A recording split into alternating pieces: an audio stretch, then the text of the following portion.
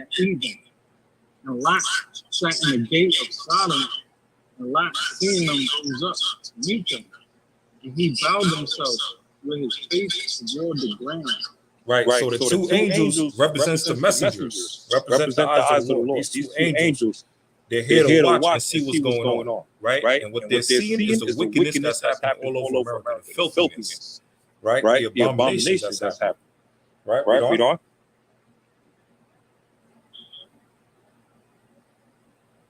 This is verse 2.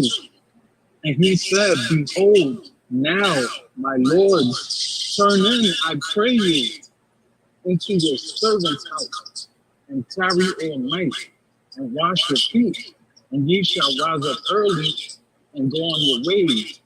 And they said, nay.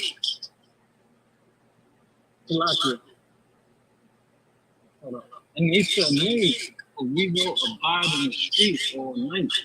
So you see what the angels just said? Because Lot tried to get them to come into the house and, you know, get their rest and then wait till tomorrow morning. The angels said, no, we're not here to do that. We're not here to rest. We're not here to play games. We're going to stay out all night. We're here to watch all the wickedness that's happening. We're here to be witnesses. God?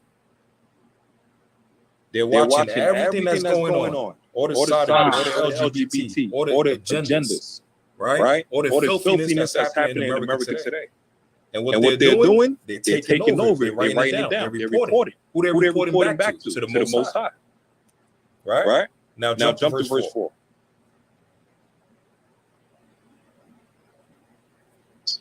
And then verse 4.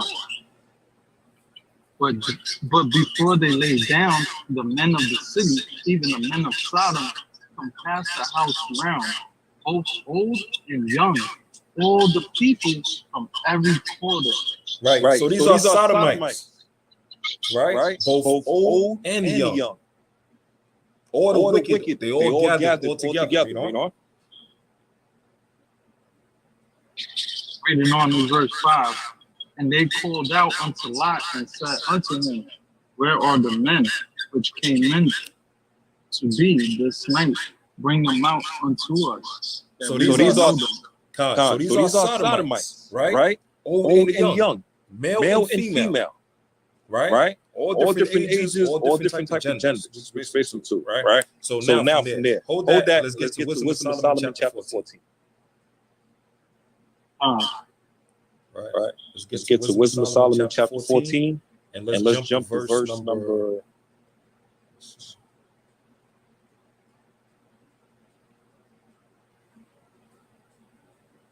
Verse 25. Slack, verse 24. Verse 24. Let's start at verse 24. Wisdom of Solomon chapter 14 and verse 24.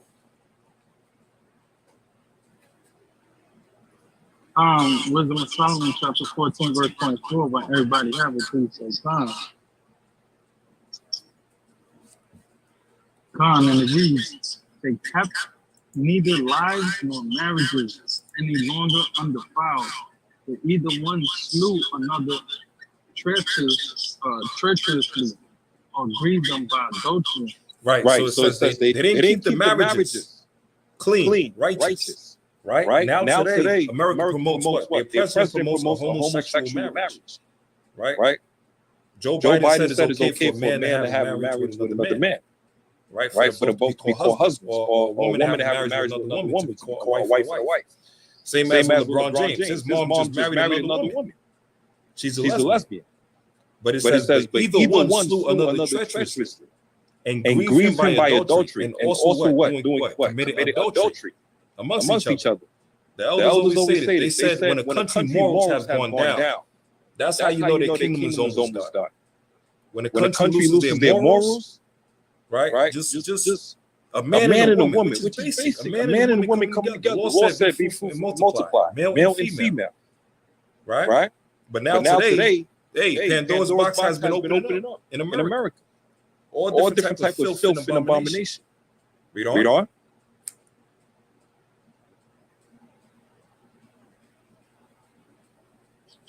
This verse 25, reading on. So that there reign in all men without exception, blood, manslaughter, theft, and dissimulation, corruption, unfaithfulness, tumults, perjury. Hold on. Don't this sound like America? God, It says, so that there reigned in all men. There's no rules now. Without exception. Blood, manslaughter, right? Killing, theft, stealing. And who's the greatest thief? Esau. And dissimulation, corruption. The governors, the politicians, they're corrupt. Unfaithfulness, they don't believe in God. They say in God we trust. They have no faith in the Lord. Tumults, perjury, right? Read on.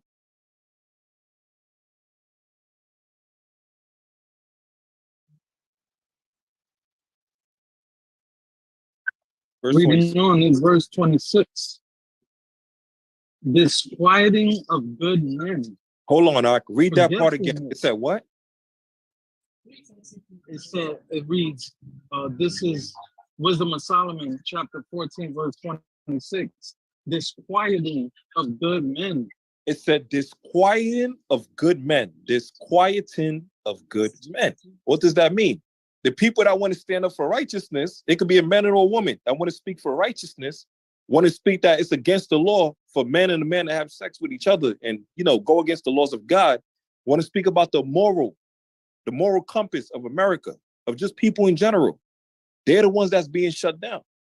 People speaking about the Bible, the scriptures, right? Of people trying to move in a righteous way. They're the ones that's being shut down, that's being locked up, right? Look at us. We teaching the Bible, bringing out videos, precepts and all of this stuff, educating the people all throughout the scriptures, right? From Genesis to Revelations, all throughout the media, all throughout the YouTube, social media. And what's happening? They're taking down our channels, right? We can't even speak truth. We can't even talk about what the poison is doing to the people. How many people that died from it? We can't even speak about that without getting our channels knocked down. So what is happening? This is a country that's built off of blood. There's no law, there's no truth, and there's no mercy, and there's no knowledge of God in America. That's why the Lord is plaguing this place. Read on.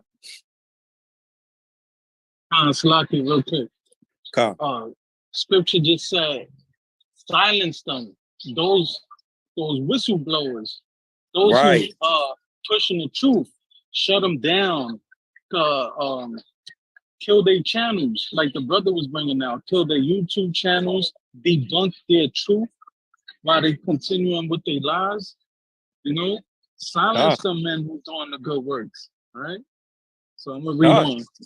God, hey, don't forget the lady that exposed the child trafficking that's happening in America last week. And they trying to shame her. Right? What about the guy that made that movie, Sound of Freedom? And they trying to take down his movies. And saying he's a conspiracy theorist. They try to make him like he's crazy. They're trying to quiet him. They're trying to shut him up. Right? There's an article as well, too. A man that, UFO encounters, and he's exposing everything. And now he's saying there's like agents that's showing up to his houses. They're trying to get rid of him because he's speaking the truth. You saw the camp on Wednesday? Yeah. What the elder was talking about, Elder Zabak. He was talking about Ice Cube, right? Yeah, Ice Cube about to expose all this wickedness and what happened to him.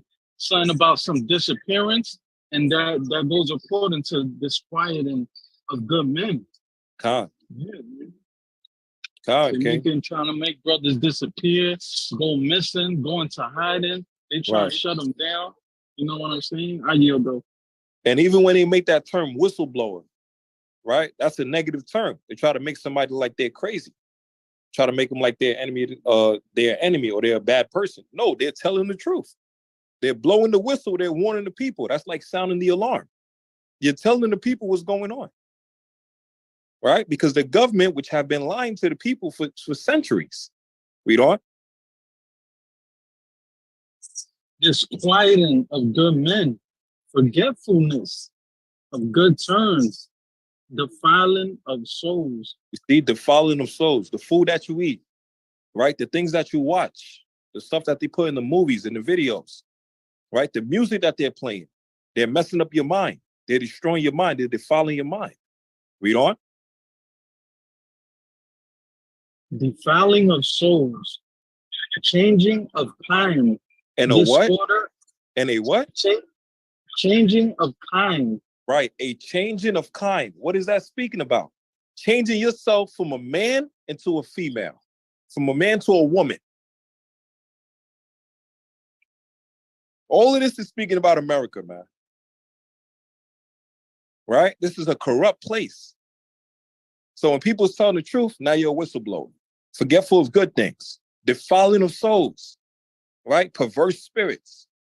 Changing of kind. Now you're teaching a man could be a woman could be a man, a little boy could be a little girl. You're causing all type of confusion. Read on. Changing of kind, disorder in marriages. It says what? Disorder in marriages. Disorder in marriages. Esau doesn't want the so-called black family household to be strong. So they'll cause divide and conquer within the man and the woman. Right? Disorder in marriages. The divorce. Matter of fact, don't you know, for every divorce, not just for the divorce, for every person, every woman that put a man on child support, do you know the judges get paid for that? Every case of child support. Bring it out. That a woman put a man on. It could be a white woman or a black woman. Any case for child support, the judges, most of their incomes, the bulk of their incomes, they get from that child support.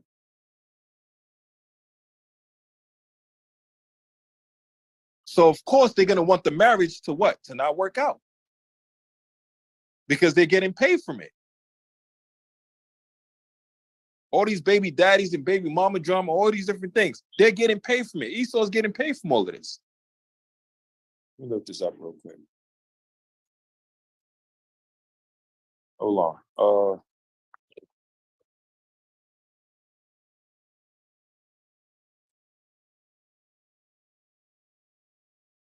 Let's show this real quick.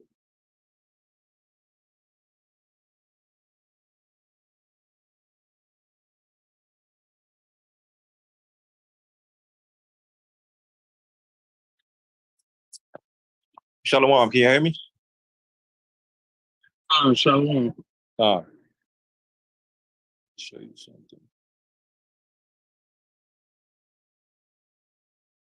Show this real quick.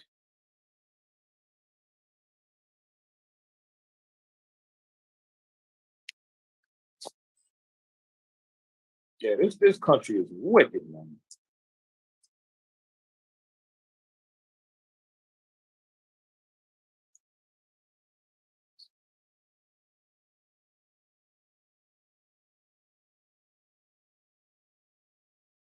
So,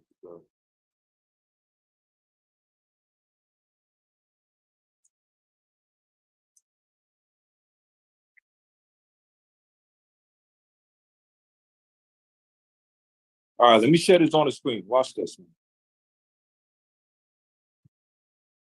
This is crazy. Let me share this on the screen.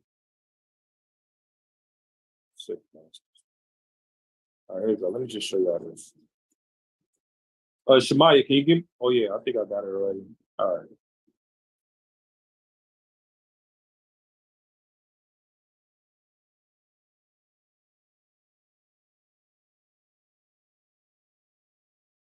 All right, check this out. Can y'all see the screen? Look at this. The title of the video says the state profits from more child support. Watch this. Is profiting off of child support? Correct. And in most states, the Judicial Retirement Fund is funded from this money. So the more child support that's issued from the family courts, the larger the judicial retirement. What? It's a massive program. It's the size of the largest defense programs. So Is the that incentives true? are absolutely huge. Hey, yo, is this true? The state is profiting off of child Is this support? real? Correct. And in most states, the Judicial Retirement Fund is funded from this money. So the more child support that's issued from the family courts, the larger the judicial retirement. What? So you heard what he said? right? And mind you, this is Esau. This is our own enemy telling against themselves. They're basically telling you what's happening. They tell you literally, the more money you pay in child support, all that goes back to the judge retirement fund.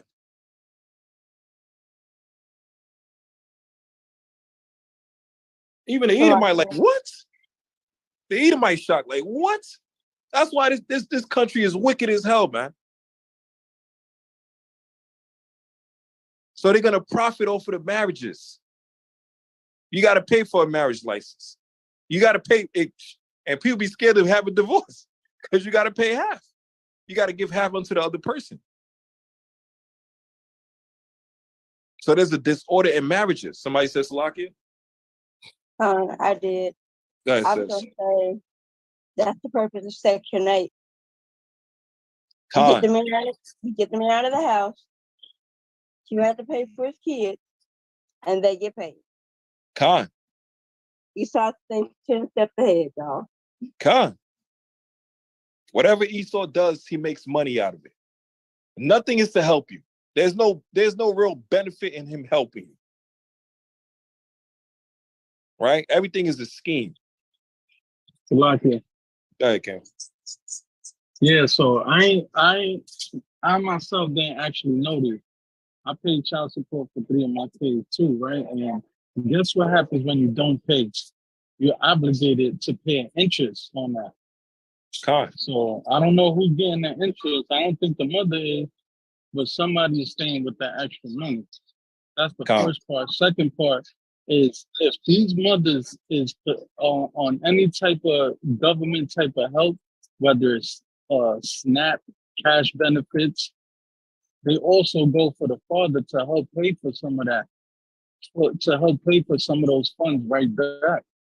So the other thing is, this whole system is like all jacked up.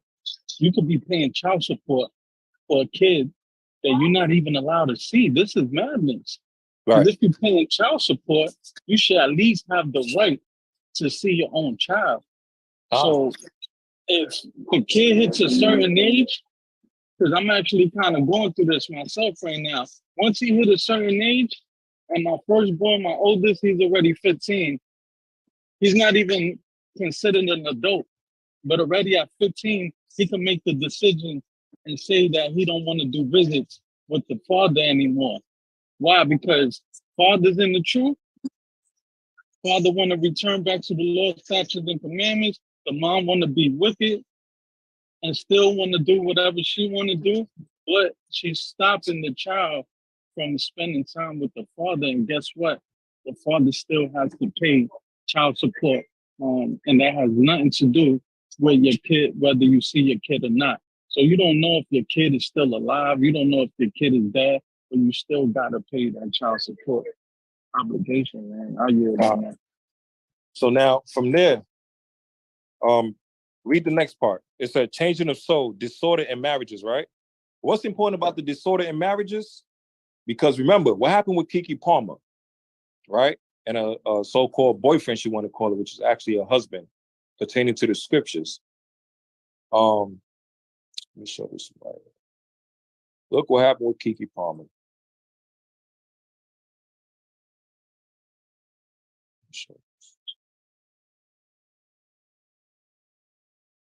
So basically what happened with Keke Palmer. I'm muted. Yeah, I know. I'm looking for a specific part. Yeah, I'm looking for a specific. All right, here we go. Watch this. Palmer, let alone did music, but was on some feminist, I'm a boss type-ish. Well, she is. Let's dig down deeper and further. Pause. And I got my own cash. Okay, she does. I don't need a ninja. Now, mind you, this video right here was filmed at what's called the Broccoli Fest. You can look it up for yourself. There's an really had no value in it, but that's what he chose to do. So he's got to live with those consequences. So she is now coming out with these particular lyrics as a show of solidarity for the sister code. But We're going to break it down just a little bit more.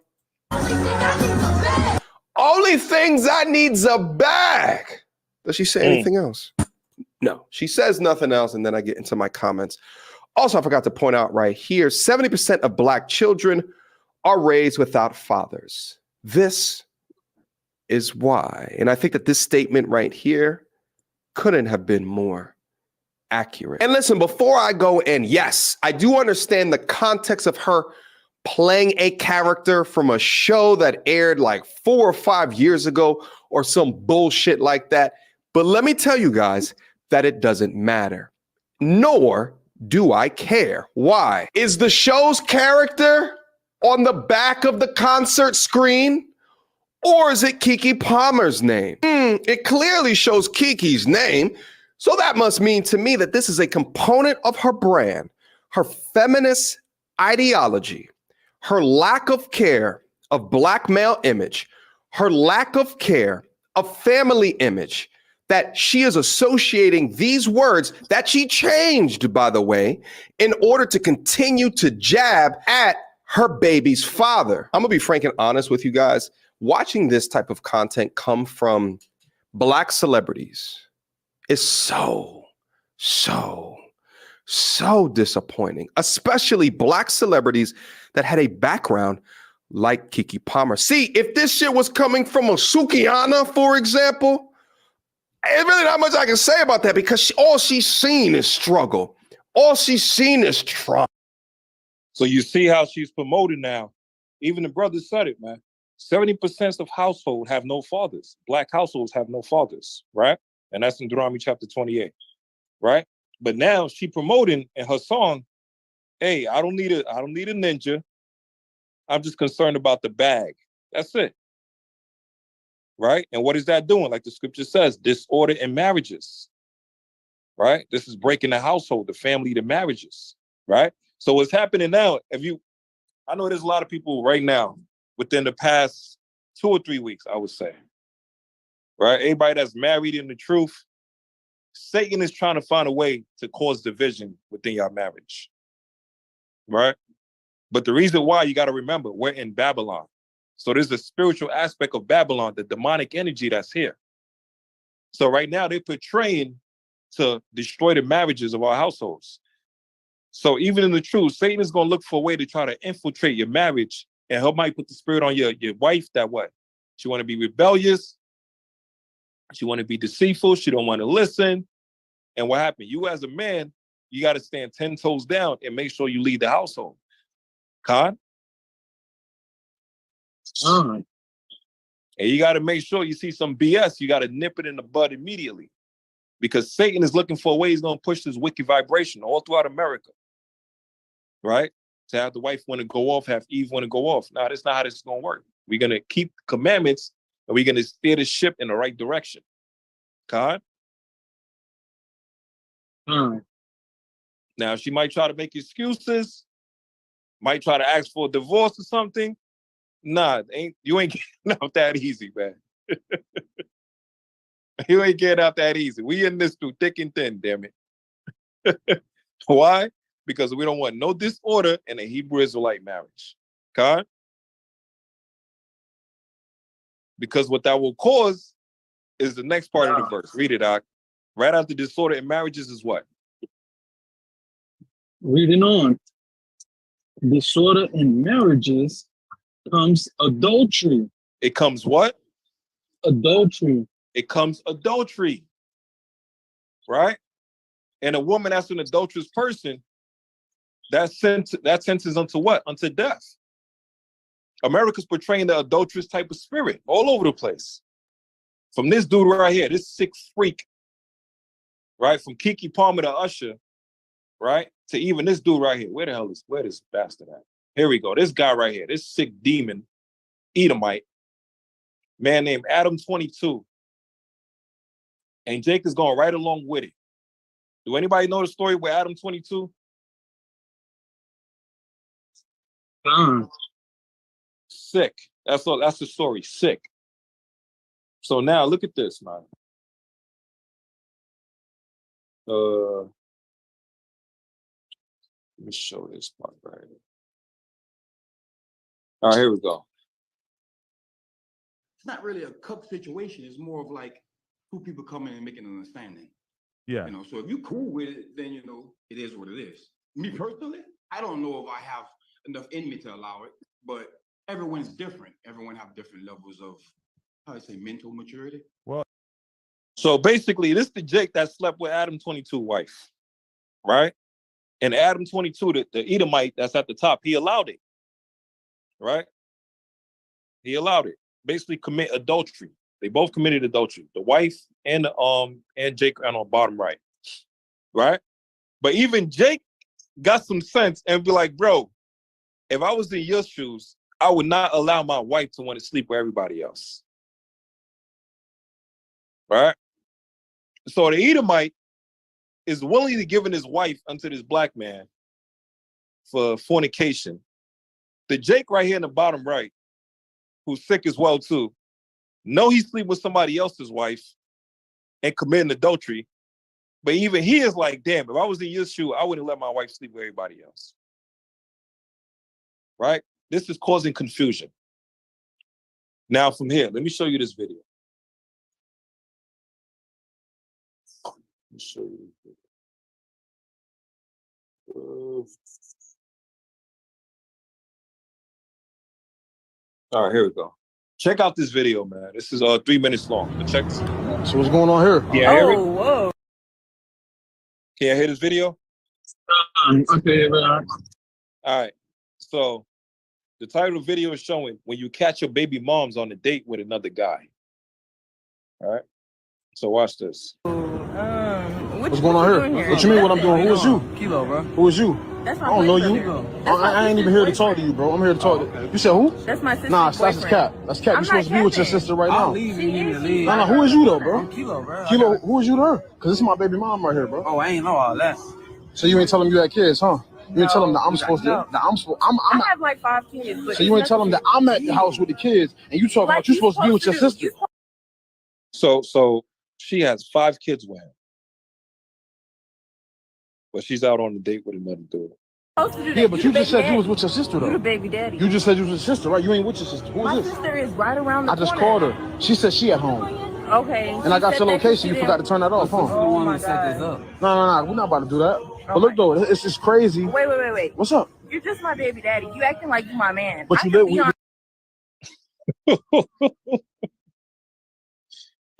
with just my baby daddy. You act like you my man. Yeah, that's what I think. Good, kid. That statement is wicked as hell.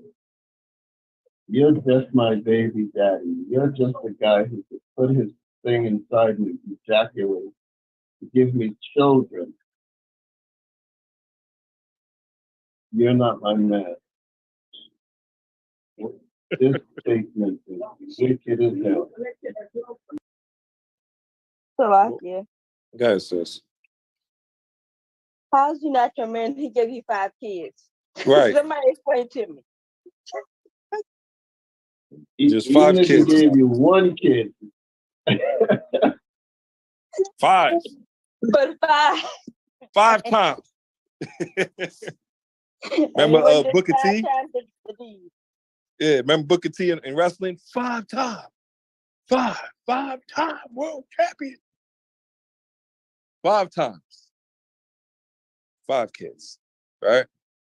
Watch this. We live together, right? No. We live together, right? No. So we don't live together? You got no money. You got way more money than him. You got ice on your neck. What ice got to do anything though? Because Damn. So she's justifying her wickedness because the other dude got more money, more ice on his neck. While she got 5 kids with this man. And she lied to him and told him that she's out with her sister. He caught her sister, and his sister says she's not with her.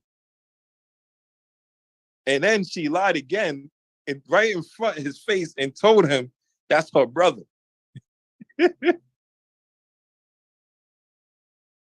Just lying and lying and lying, man. I know he's gonna take care of me. I've been taking care of you with my job money that I've been doing for the last 3 months since I came home from prison. I don't want no man with a job. Like, I don't want no man with a job. Damn. Like, wow.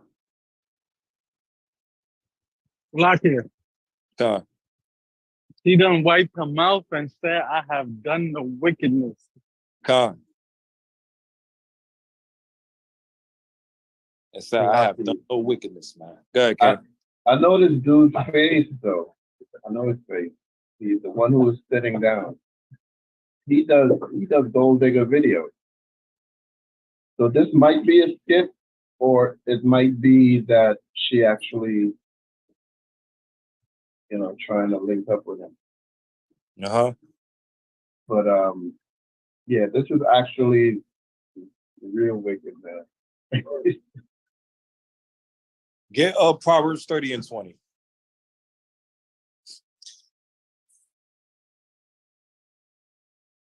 And Ak, let me tell you something, Ak. There's certain videos that people put as skits, right? You know what's funny about a skit? It's like a joke. It's like a comedian. Right? A comedian, they'll disguise the truth in the midst of the joke. Right?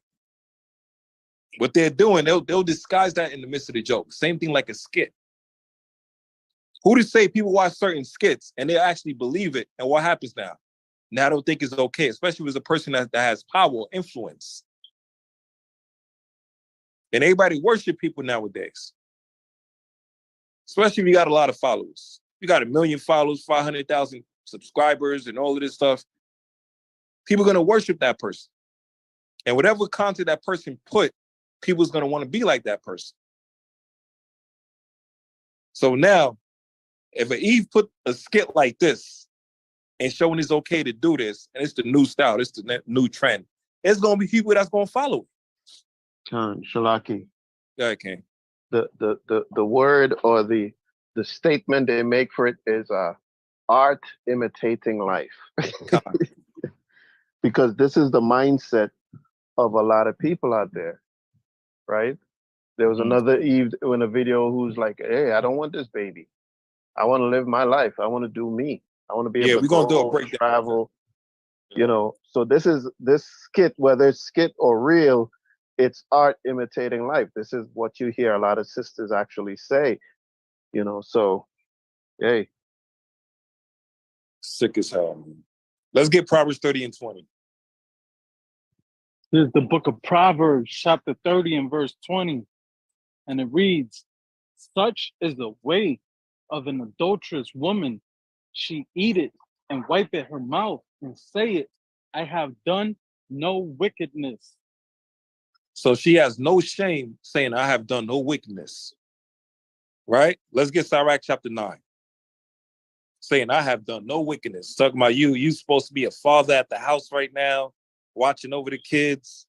She gonna say all of that. This video is crazy. Let's get Sirach chapter 9 and verse 9. Start at verse 8, Ak.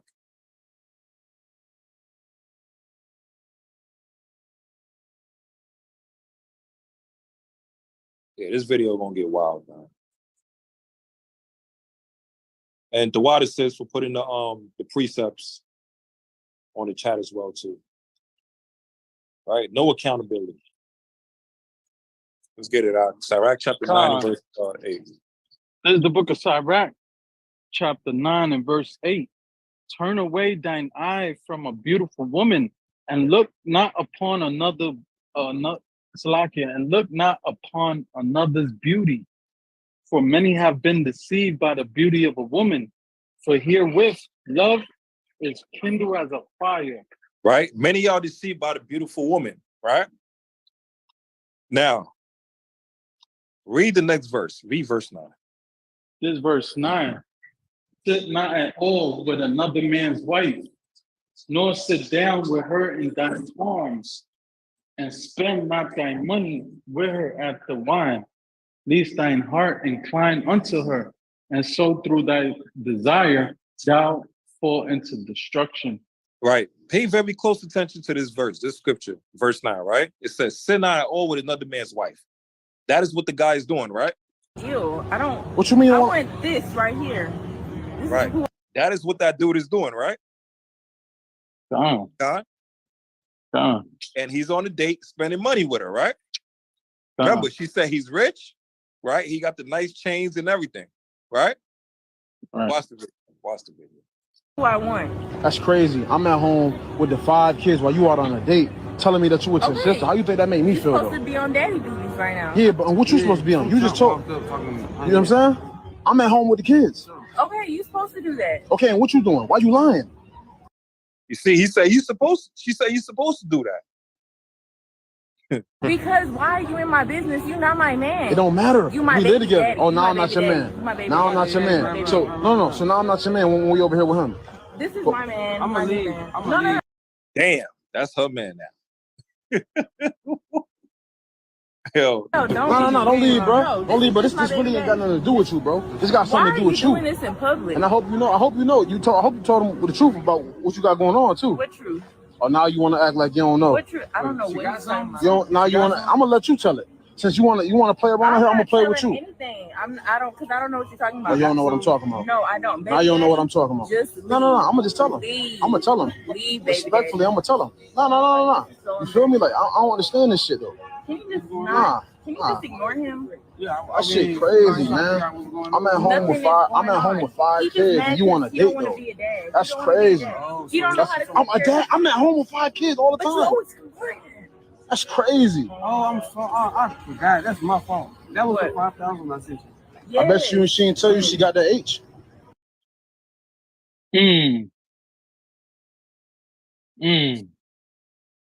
hold on, rewind that again. That what? That was the 5,000 I sent you. I bet you she didn't tell you she got the H. You see the look on his face?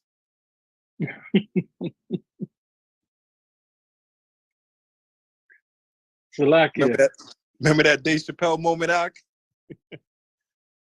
That's when he knew he messed up. So I can. Go ahead, sis. Okay.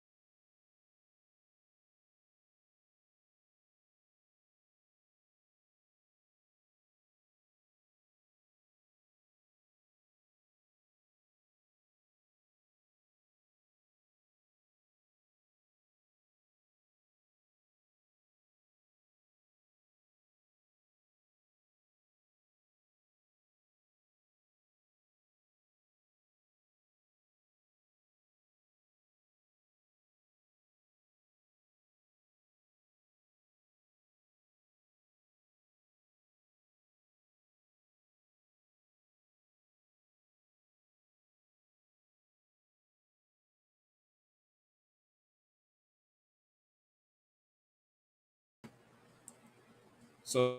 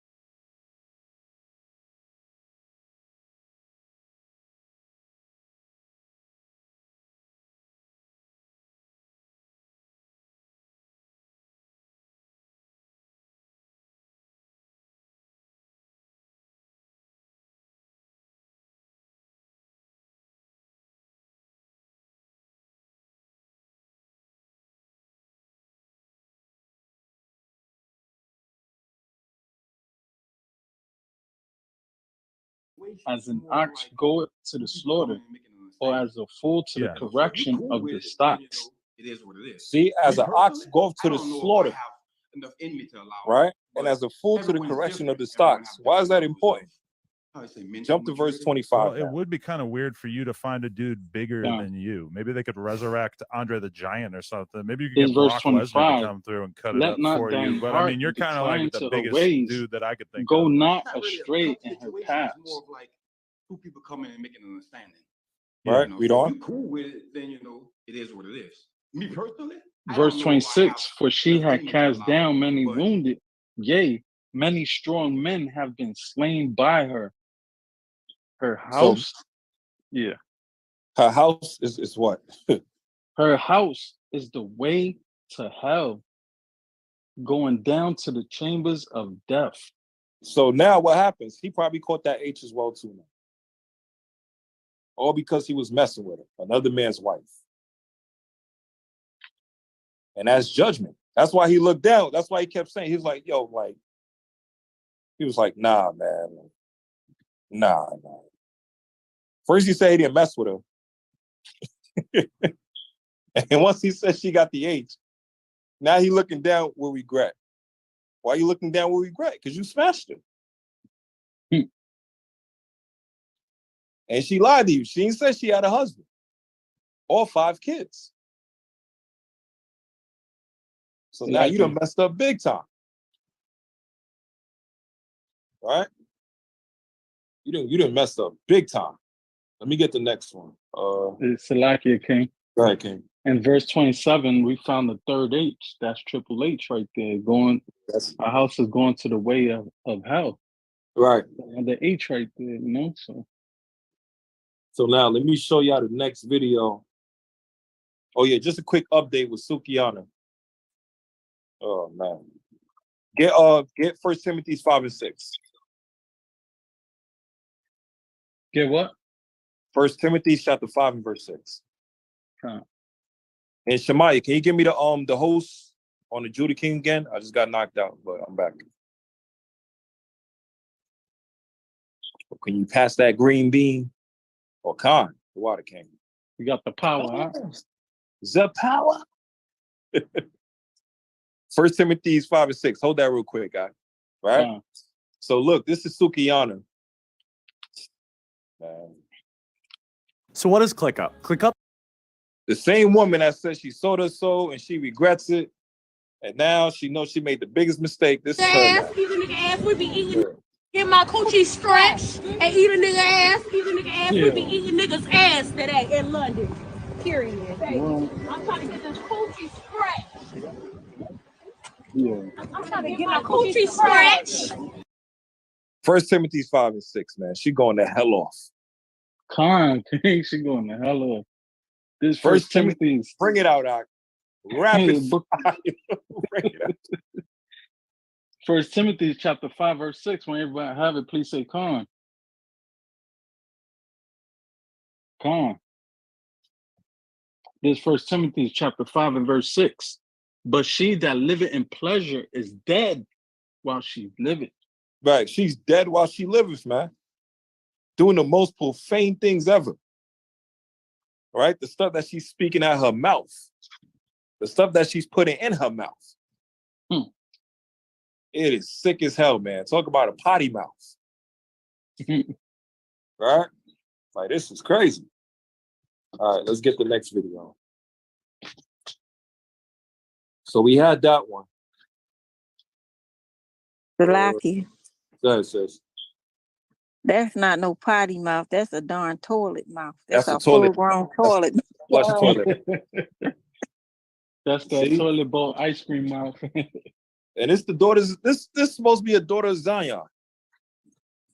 You see, that's why you sisters. Yeah, that's why we give you sisters that credit, man. You know, stay in the spirit of righteousness, man.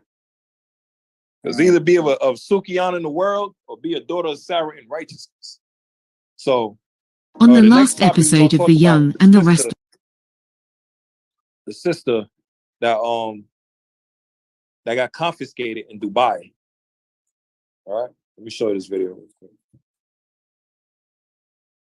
Women in Dubai locked up. This is wild, right? So this is the video. It showed like 2 days ago. On Fox, the last 2 months are described as terrifying for a Houston woman who we're told is being detained in Dubai. Fox 26's Domly Keith joining us live near downtown Houston with why she's being held. Domly. Well, the crime she's charged with may surprise you, and Dubai is increasingly becoming a vacation spot for a number of Houston women. One who's there right now, according to her.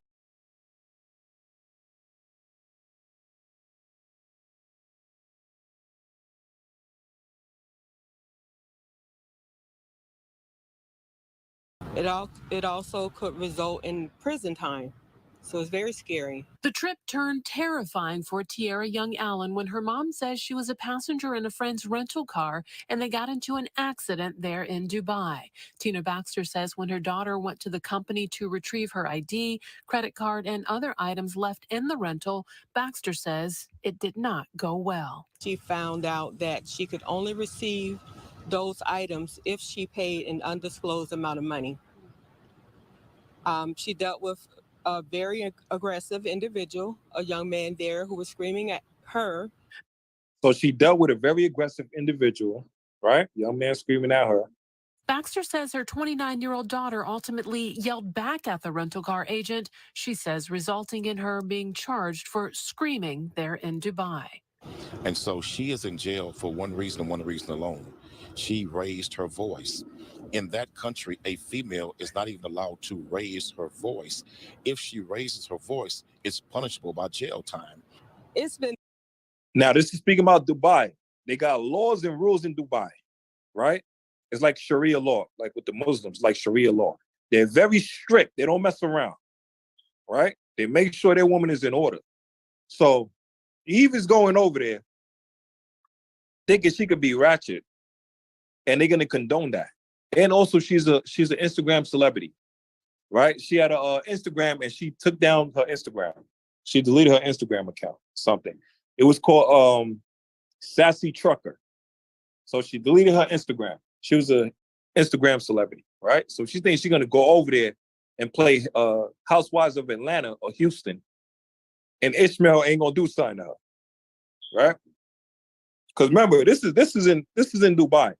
This is where Ishmael, wife commit adultery, he chopping her head off. Right? They don't mess around. He is beheading her. Right? Been very emotional. There are some days I stay up all night crying. They have a strict law system that is really based on theocracy. This website warns, quote, laws and customs are very different, so be aware of your actions to ensure they don't offend while in United Arab Emirates. Now, after Baxter says her daughter was charged with screaming in Dubai, her passport has been taken, and the American social media influencer who works as a truck driver can't leave the UAE, according to her mom. And her mom says she's been placed under a travel ban pending the outcome of the investigation. It's very frightening. The longer she's been there, the more reality has started to kick in. In our opinion, she did not commit a crime. Don't punish women for doing the same thing a man can do in Dubai. It's not fair and it's not right. Now, like I said, Jake don't understand. Ishmael does not F around. Right? And what's crazy, that's how we was as a nation. We have law and order. The nation Israel, we always had law and order. Anybody follow after us. That was in Deuteronomy chapter 4. When the Lord said, when you keep the laws and the commandments, and the nation's going to be looking at you and seeing what so great nation is like Israel, that they have a God so wise of a nation that they are. Because we was a nation of law and order. Right? So now, that was just part one of the video. So this is the second part. Now they're going to show you what happened. Looking for an easier way to get that LLC next to your business name? Say hello to Taylor Brand. You just go to their... On the last episode. So they're saying she got arrested for just her yelling, just one incident, she was just yelling. No, it wasn't just that. It was a buildup, right? And Ishmael does not condone even her ratchetness, right? So watch this. Of the young and the restless. Says it did not go well. She found out that she could. You cannot dictate the rules that somebody else came to your house and brought their talking about how laws in another country are not fair and right. It's really none of our business as Americans. For instance, if somebody came to your house and brought their kids over there, the kids started jumping up and down on your couch, you tell them to stop. They jump on the couch all the time at home. We all know that will be out of order. You cannot dictate the rules at somebody else's house. Y'all really got me good. I got something for y'all. What? Get out! If you can't respect their rules as a guest, stay home at your own house where you let the kids jump on the couch. Don't go to another person's house and try to make them okay with allowing your kids to destroy their stuff. This is very simple. If y'all flamingos and heathens don't know how to act, stay home. Dubai is not begging y'all to come over there. You're the ones flocking to Dubai. They don't want this Western behavior over there in their country. Go to Miami where they allow that. Vegas, LA, NYC, Atlanta, Houston. But if you go to Dubai with all that rah-rah, this is going to happen to you too. So we have the friends of the sassy trucker. According to them, they don't believe that she was just arrested in Dubai for yelling. They say that it's more to the story that Quanell X and her mother told the media. And they even released a video of a previous trip they went on to Puerto Rico where the sassy trucker got more than sassy there too. Now, first off, can you hear me? Right. Let's get Proverbs. Let me see. Let's get Proverbs chapter 7 and verse 11. That's a good one. Let's get Proverbs chapter 7, verse 11. So she was known for screaming at the guy and everything, right? Let's start with that. Proverbs 7 and verse 11. This is the book of Proverbs, chapter 7 and verse 11. When everybody have it, please say come.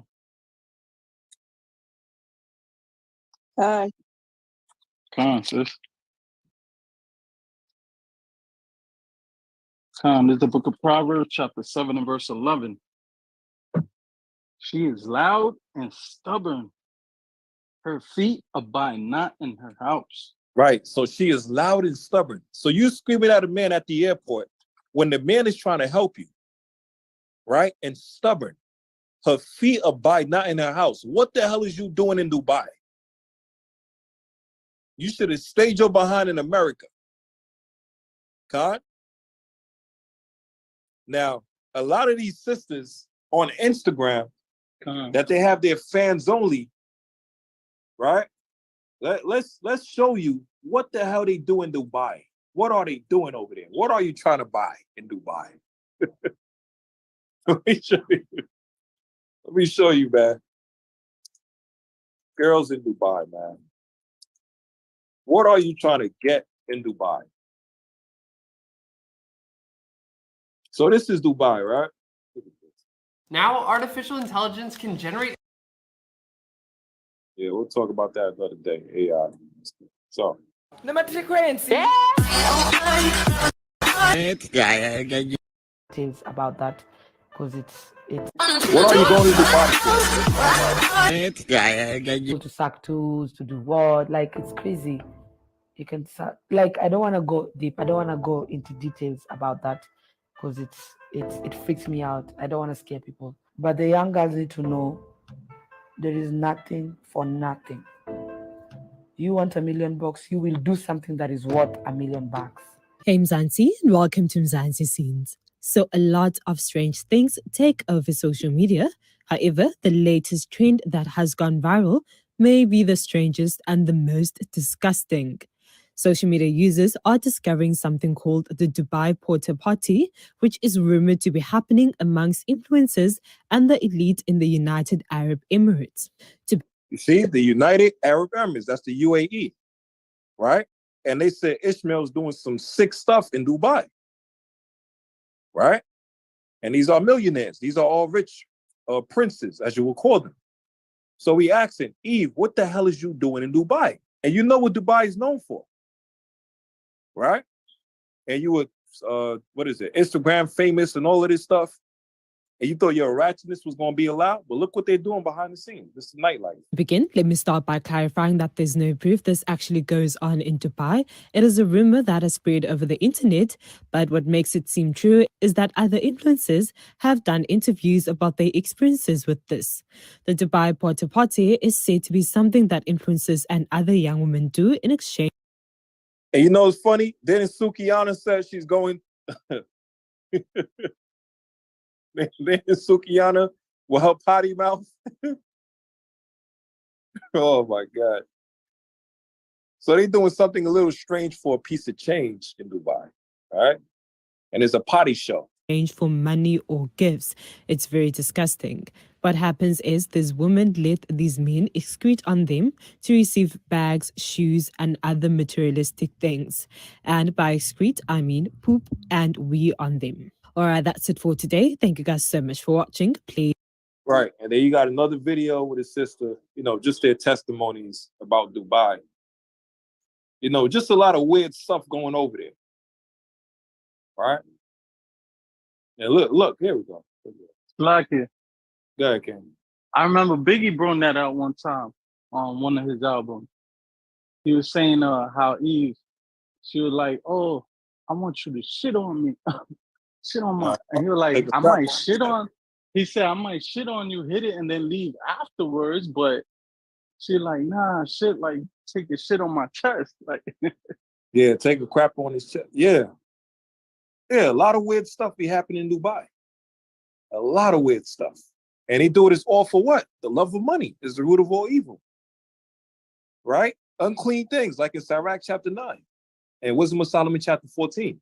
So now, let's go back to this video. It says, her feet abide not in her house, right? Read verse 12 out. You should have stayed your behind home. That's what happened with Brittany Griner. She thought she was going to go to Russia and have the drugs, the weeds in her bag, and she's going to sneak it right through the damn security, and they're not going to find it. You can't break the rules in these other nations, these other countries. But that also shows the wickedness of Esau, how our people are so destroyed. We're a mockery all throughout the earth, like the Lord said in Book of Deuteronomy chapter 28. We're a proverb and a byword. In the Book of Lamentations, all the nations laugh at us, right? Because we're so destroyed.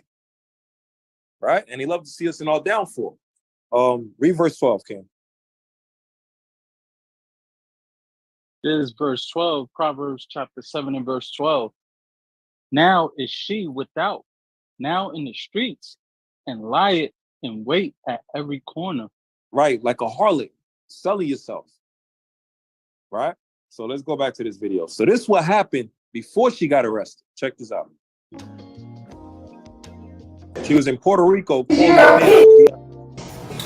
Take a second to make sure that you're subscribed to the channel and click the notification bell for all updates. All right, so after this information came out about the sassy truck driver and her situation in Dubai, you have one of her former friends who came out and she posted this on IG. She said, "Same chick that poured drinks on my husband, trying to taunt him to react." The video shows the sassy trucker throwing drinks on him, calling him the B word. Right, and the sassy trucker, that was her Instagram. Right? But if you go to Instagram now, let me go to Instagram real quick. All right, here we go. So if you go to Instagram and you look for sassy trucker,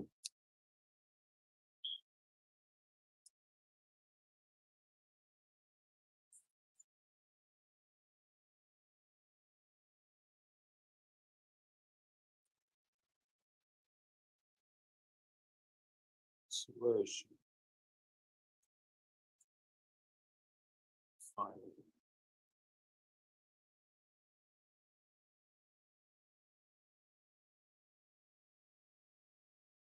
I think this is an Instagram.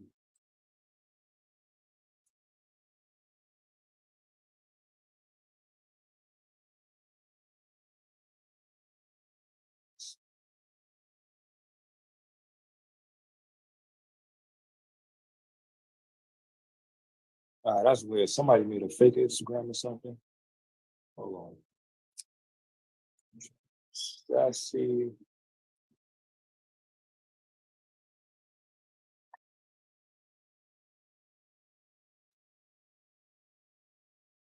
Salakia. Oh, Khan, there she go. All praise. Go ahead, Ken. Khan, yeah, I think it's sassy.trucker. All right, there you go. I got it. There you go. So she got 52.8K followers. Oh, this is her backup account. All right, so this is her main account, backup account. All right, so this is the one right here. This is the main account.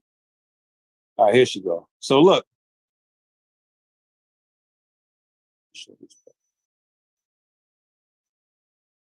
So they got her right here.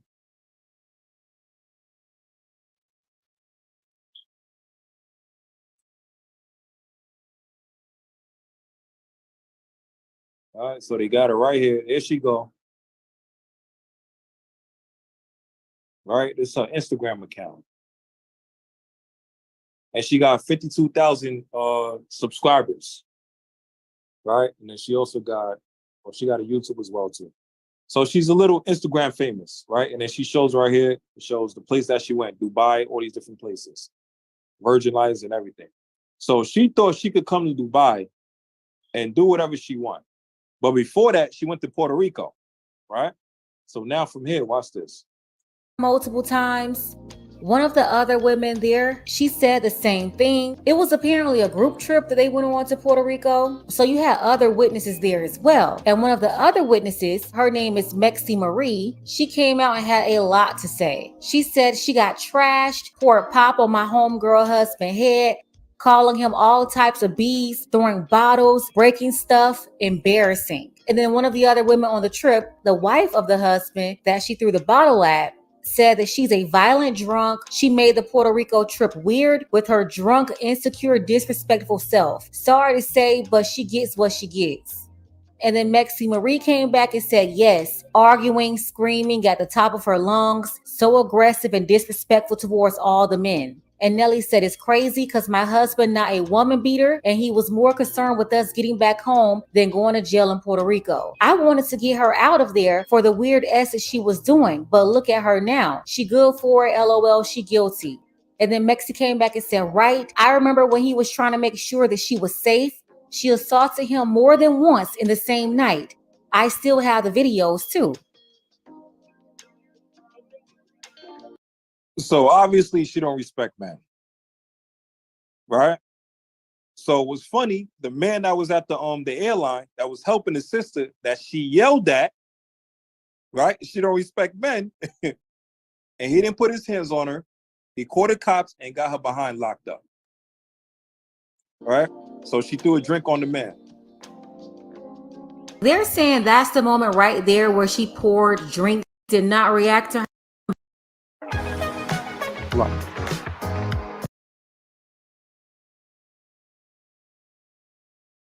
Wait for this damn commercial thing to pass, man. Yeah, this is just showing a quick background of what happened before she got locked up.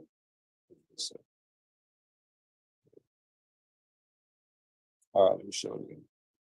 According to witnesses, the whole time her boyfriend was there on this trip with them, on this group trip, he was telling her to chill out, but she would not listen. She even put hands on him too. So that another person in the comments who didn't know them, they came in to defend Sassy, and that guy says, so you're co-signing her being detained in another country for getting loud? Nowhere did this report say anything about being drunk on vacation like everyone that goes on vacation does. And then Mexi Marie came back and said, yes, 10,000%. I'll bet anything she was the aggressor. She is always the aggressor. Mexi went on to say she also grabbed a knife. Her mama knows how she is and has been for years. As for that one guy coming. So you see how the friend is exposing everything? Con? Her own friend is exposing all of this. Huh? Can you hear me? Con. Yeah, I said her own friend is exposing all of this. And her friend is pissed off. Because you attacking my husband, you know, we on our trip vacation, and you making everything hot. Ain't nobody can relax and just enjoy our times or whatever. You're causing a problem for everybody. And that was in Puerto Rico. And then she said, her friend said that even her mom know about this. She's been like this for years. Right? So the mom is condoning the action. The same mother. Let's see. Amount of money. She dealt with a very aggressive individual, a young man there. Right. You dealt with an aggressive man because what? Because you're aggressive. Right? You can dish it out, but you can't take it now. And her friend is exposing that the mom knew about this for years. This is how she always acts.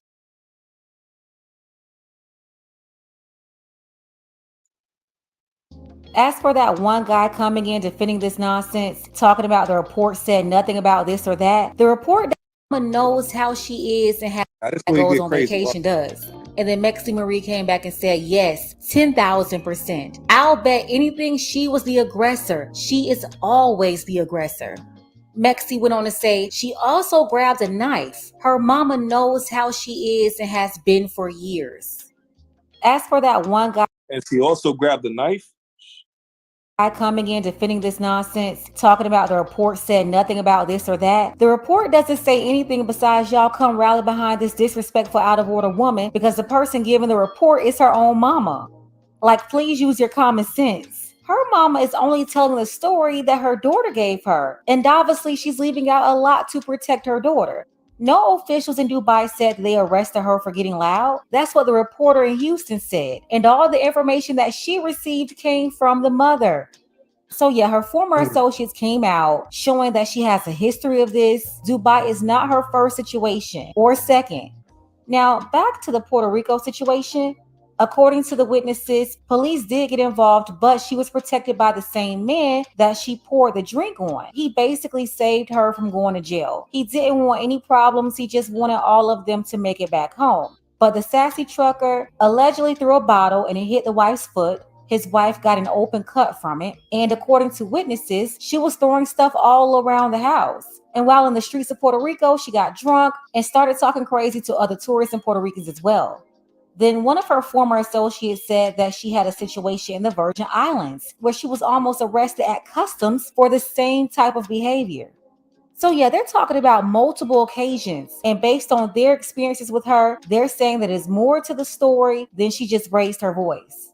And then according to Mexi Marie, she said she drives semi-trucks. She got her and her ex fired after she was drunk driving. She's talking about in the semi-truck and put hands on him. I'm assuming that's what led to their breakup. She went on to say her mom knows how she is. This isn't a first time thing.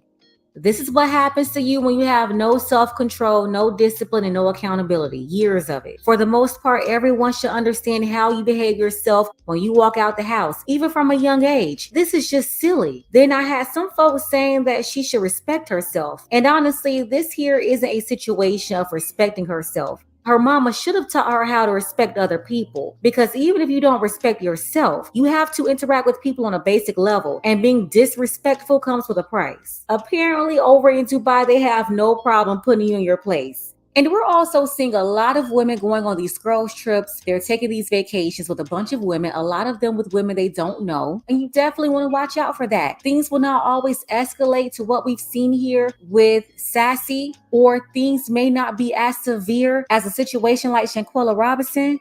But I've heard so many accounts, I've seen so many story times of these situations where women go on these girls trips. You have women in the group with bad attitudes. They can't get along with anybody. They're unhappy the whole time and they're destroying the trip. I don't know about you, but that's why I say vacations over vacations with a bunch of girls. I would rather be with a mister than a bunch of women. That's just me personally, for so many reasons, especially going out of the country. I need my protection with me, and he's my protection. But I just can't imagine people taking time away from work, people taking time away from their families, just to go out of town for what you think is supposed to be a fun situation or a time of relaxation or exploration or whatever. Just to be inside of a house, living like you're in Real World 1999, or reacting scenes from Love and Hip Hop or the Real Housewives of Atlanta girls trips. To me, that's just a waste of time and money. I'm not interested in all the rah-rah and drama. I like peaceful, safe vacations. That's what's fun to me. Turning up, arguing with people, disrespecting other people's cultures, their land, their laws. I'm not with that, because I also wouldn't appreciate people coming to America disrespecting us. Now, this video was just too much for YouTube. I've had this for like several days, at least 3 or 4 days now, ever since I put out the first Dubai video, part 1. If you haven't seen it yet, I'll go ahead and leave that link below in the description. You can check it out for yourself. And then you'll see that's a different person than what her mother was trying to portray on the news in Houston. Special thank you to Daquan. I appreciate you, Daquan, for all of your... Yeah, so that was a quick background info on it. Let me get Sirach chapter 26 out. And let me get verse 25.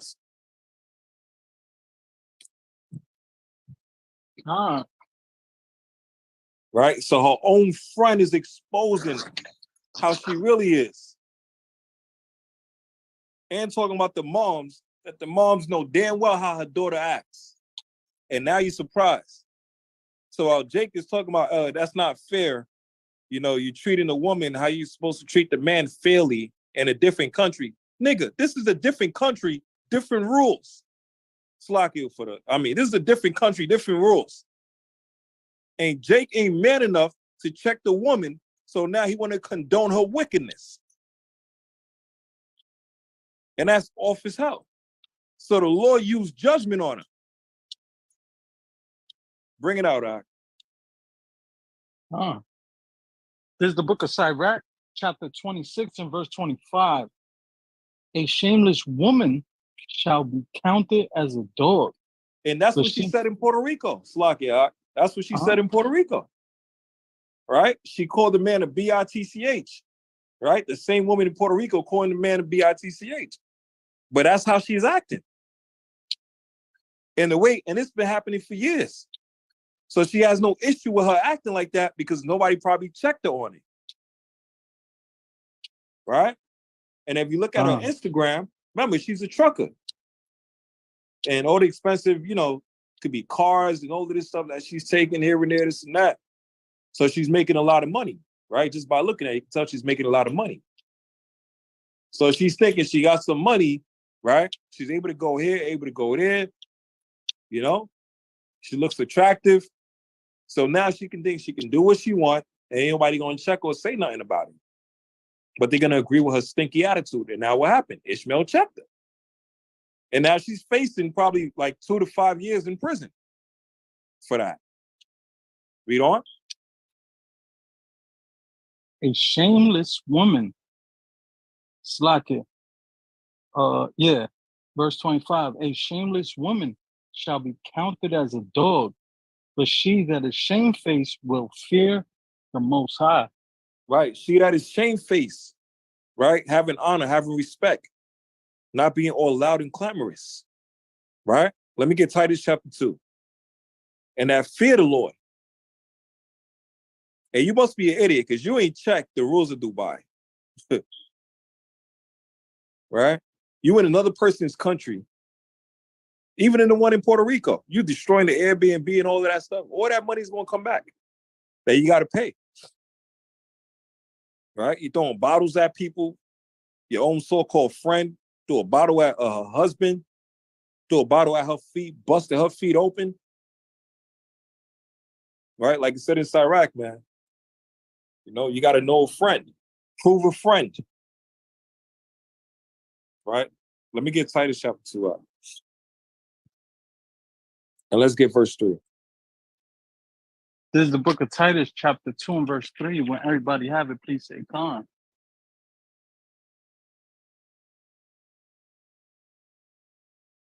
Khan. Khan. Titus chapter 2 and verse 3. The aged woman likewise, that they be that they be in behavior as becometh holiness, not false accusers, not given to much wine, teachers of good things. Right? Teachers of good things, read on. That they may teach the young women to be sober, to love their husbands, to love their children. Right? To be a woman, a wife. Right? Teach of good things, to love your husband. Get you a husband in righteousness. Right? Have you some...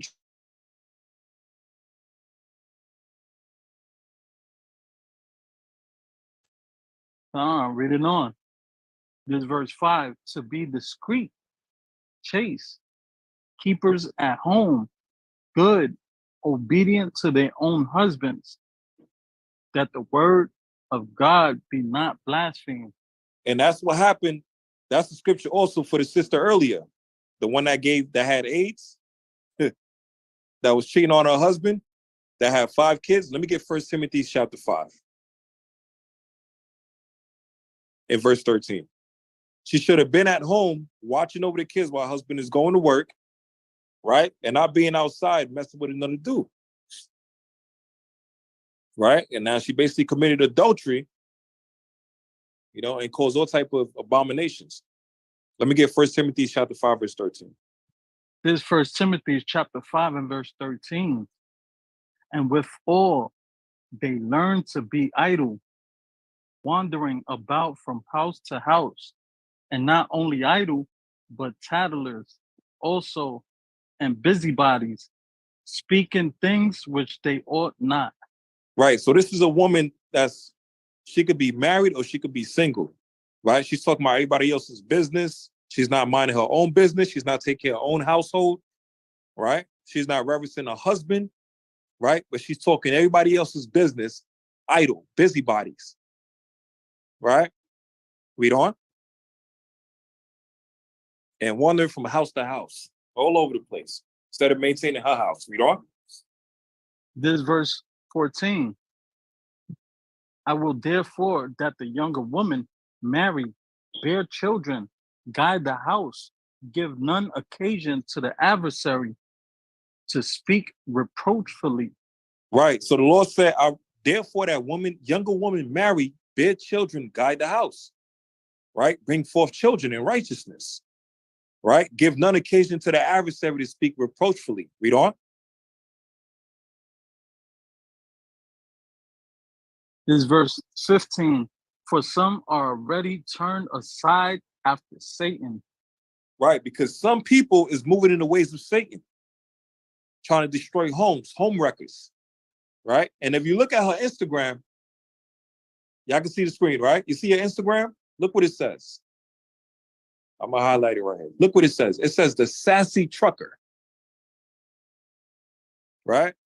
So you justifying the way you act, and you're not even ashamed. Let's look up the word sassy.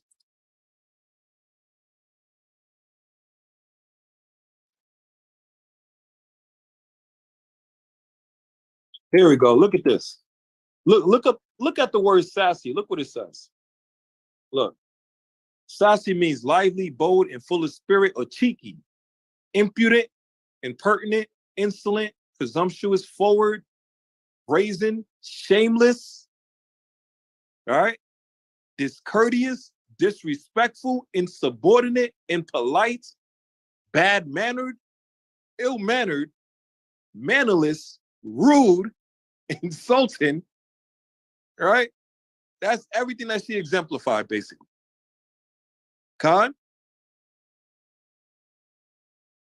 So whatever her title, her name was on the Instagram is what she is, a sassy trucker. And now she got locked up, and now she want to be all nice and all polite and all humble. And then her mom tried to justify her. Nah. You got the judgment that the Lord brought upon you, man. Khan? Got to be in order. 1 Timothy 2:9. The Israelite woman is not supposed to be moving like this. Right? Wicked as hell. 1 Timothy 2:9. Then let me show the other two videos that I'm going to switch out.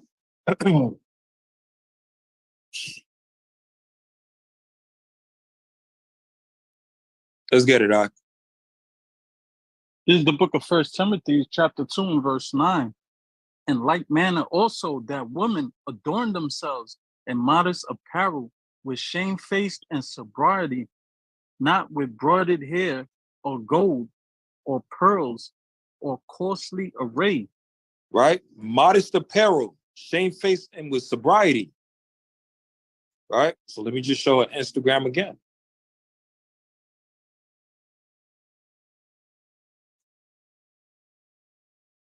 Boobs all out. You in the damn truck and your boobs all out. Look at that. Shamefacedness and sobriety. Cover yourself up. Right? But she popped up to Dubai. Yeah, I'm in Dubai now.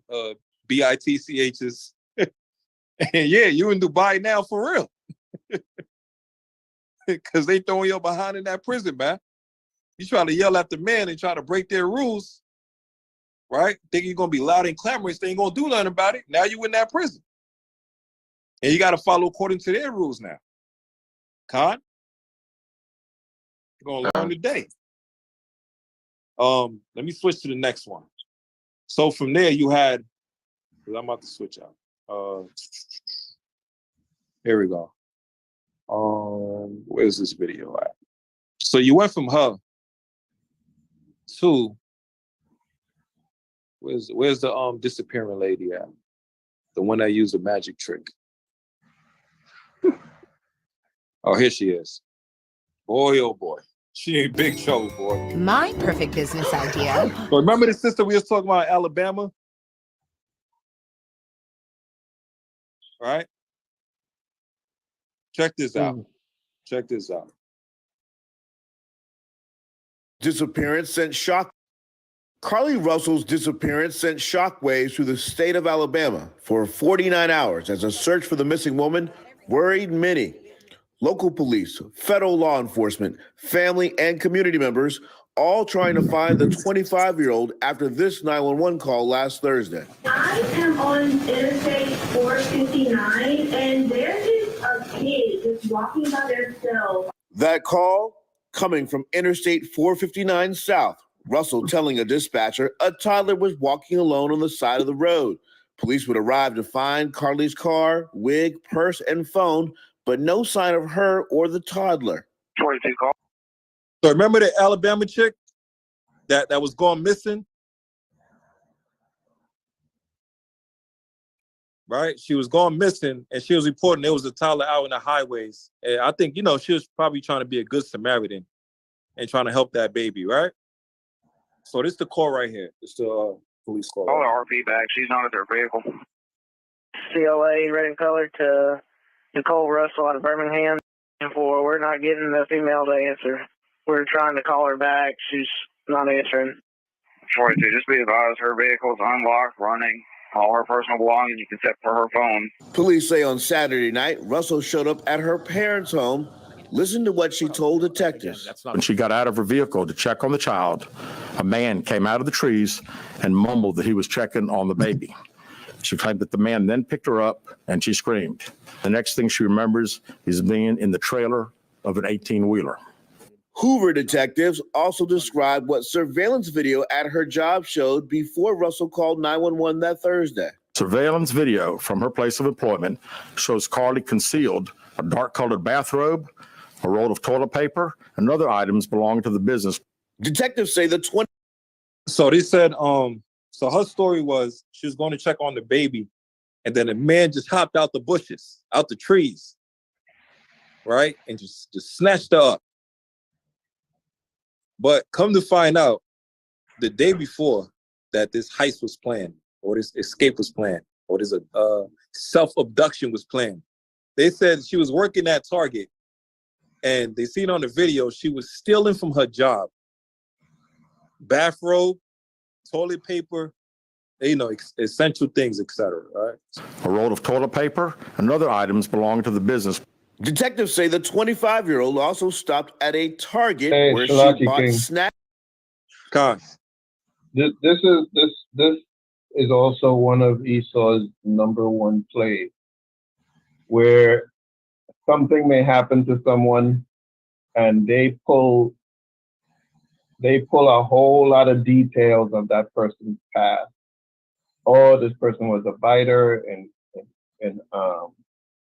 high school. They used to bite their fellow students. They come up with a whole lot of things that is really irrelevant when you kind of look at it, right? And this is exactly what's being done right there.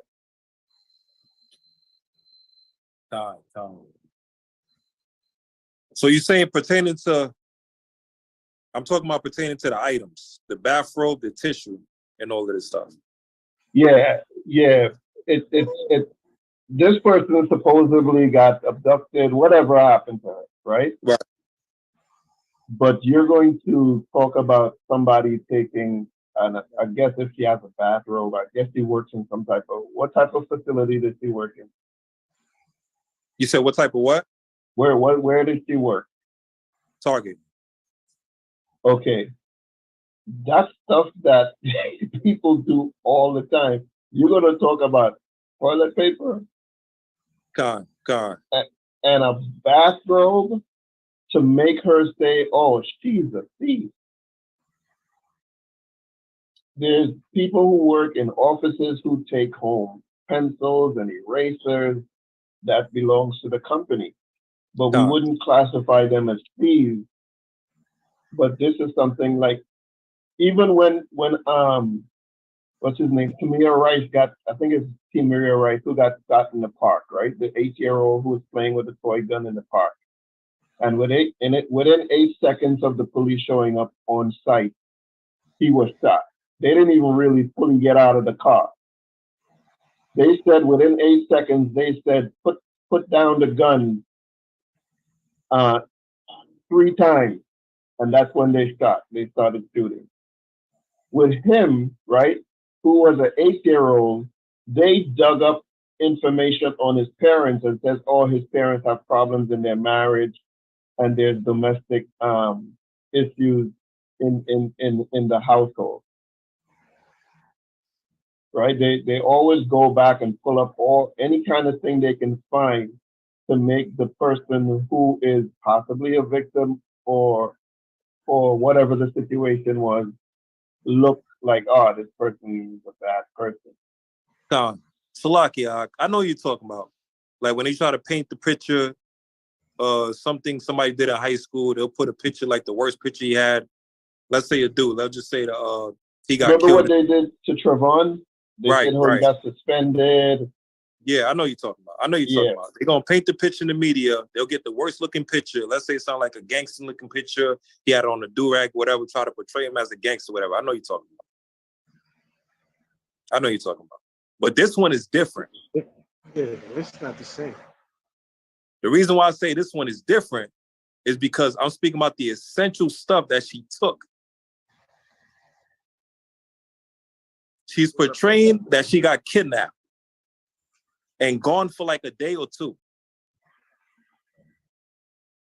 So you want to get up from the side of the media or the grid, you're going to take essential stuff that you're going to need. That's what I'm talking about. You believe the one that you're talking about? A bathrobe, you believe a bathrobe and toilet paper is essential stuff? You can use that. Huh? Yeah, you can use that. But it's like you could toilet paper you buy for 99 cents. It's I don't know, man. The story, and I'm not justifying. I think there's more to the story. Of course, there's more. Come on, of course, there's more. Yeah, there's a whole lot more to the story, man. Talking about her boyfriend. I know there's more to the story. But go ahead, continue. Facts that weren't found in her car when officers arrived, and say her internet search history over the last month are, quote, relevant to this case. On July 11th at 7:30 a.m., the term, "You have to pay for an Amber Alert" was searched. On July 13th at 1:03 a.m., the day of her disappearance, a search for the movie Taken. The term, "You have to pay" over the last month are, quote, relevant to this case. On July. So the point I was showing in this video, not just with the essential stuff she was taking, but also the search history. Now, if you look at this face of this Edomite and his reaction, Esau is very pissed off. And the search history is going to show what I was talking about pertaining to this video. Because Esau, on the other side, he'll put an Amber Alert for Edomite immediately. But he's not going to put all these resources for Eve.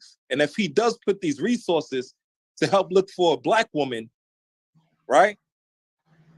And come to find out that she was lying, if you are Edomite, you'll be pissed off because you don't like us anyway. July 11th at 7:30 a.m., the term, "You have to pay for an Amber Alert" was searched. On July 13th at 1:03 a.m., the day of her disappearance, a search for the movie. The Amber Alert are for children. How old is this person? I don't know. Around 20. Yeah, they don't. The Amber Alerts is for people under age 18. So yeah, they don't put out Amber Alerts for adults. Right. Taken, a film about abduction, was conducted. Hoover detectives say they hope to speak to Russell again, but so far that hasn't happened since she returned home Saturday. We're still working this case, and we'll be working this case until we uncover every piece of evidence that helps us account for the 49 hours that Carly Russell was missing. I was Salaki, somebody Salaki.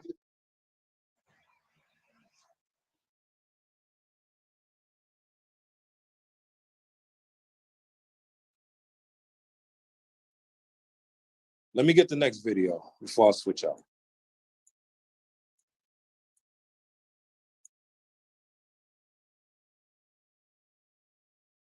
And King, listen, man. Like this whole thing is really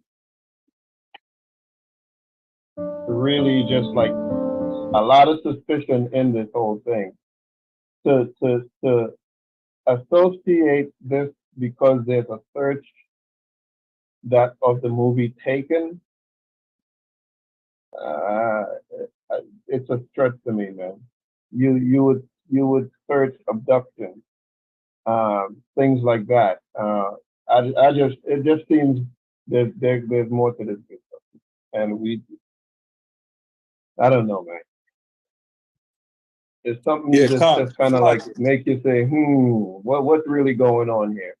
They haven't spoken to her again since she got back. That's the only statement she gave was what she said about a man came out of the bushes, and next thing she knew, she was inside of the back of her rig. Did they test her body for any kind of narcotics, any kind of drugs that make you pass out?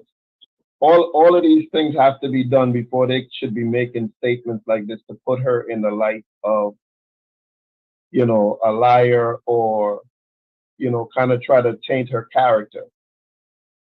You understand what I'm saying? There's things to prove or disprove. Like if you got knocked out by drugs, you're gonna find a trace of that in your blood, right? There's I'm just saying there's more to this story.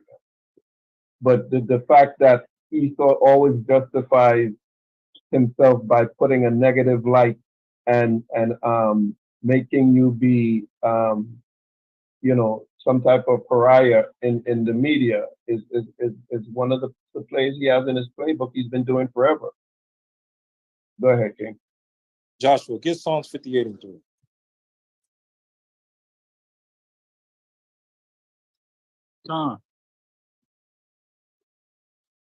Because Shemaiah, I hear you with that as well too, right? We already know they control the media, the witchcraft and the sorcery. They could portray whatever they want. Right? Get Psalms 58 and 3.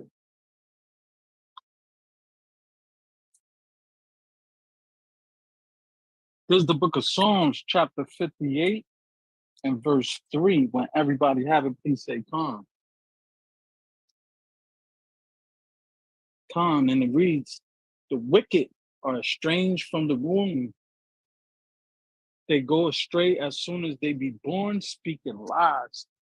Right? And get Sirach chapter 12, verse 10. So the Lord said the wicked go astray as soon as they be born, speaking lies. Right? You can't always believe them what they say. Esau's a master, manipulator, able to twist the media and all of this stuff, information, all of this. Right? Get Sirach chapter 12, verse 10.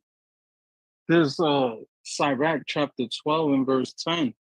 Never trust thine enemy, for like as iron rusted, so is his wickedness. Right? So the Lord said, never trust thine enemy, for as iron rusted, so is his wickedness. Right? Now, once again, we're only dealing with what we got, the information that we get, the videos that we get, the links that we get. If we get something more, then we'll portray that also on the videos. But right now, we're going to use what we got. Khan? Same thing that happened with the video. We put a video out 4 days ago about the sister. We're all looking for her. She was missing, all of this stuff. What the hell happened? And we like, damn. Right? And then we also showed a video with the kidnappings. Right? But that don't mean every time somebody get kidnapped. We know there's people getting kidnapped, but it's not going to be 100% of everybody getting kidnapped. Some will use that for their opportunity to try to make money off of that situation. Like the saying go, a boy that cried wolf. He's going to continue to lie until one day something actually happens to that person and nobody else going to believe him. When he actually gets attacked or kidnapped or whatever. So we got to have a balance. Get Proverbs 11 and 1. Because we know Esau is wicked. We know that. We understand that. But guess what? Get Proverbs 11 and 1 and 2. This is the book of Proverbs, chapter 11 and verse 1. A false balance is abomination to the Lord, but a just weight is his good. So the Lord said a false balance is an abomination to the Lord. We also know Esau is wicked, but guess who also can be wicked as well too? Get John 8:44.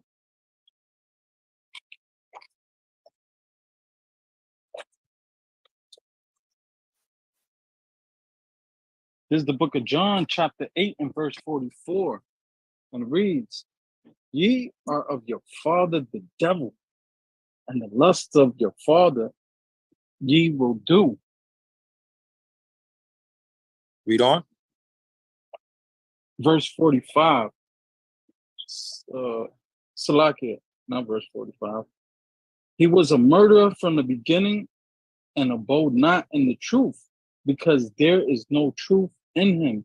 Right. Drop that. So when John 8:44, this is Yahushua, and he's speaking to the Pharisees about moving in the spirit of Satan and the spirit of wickedness. Now from there, get Jeremiah chapter 5.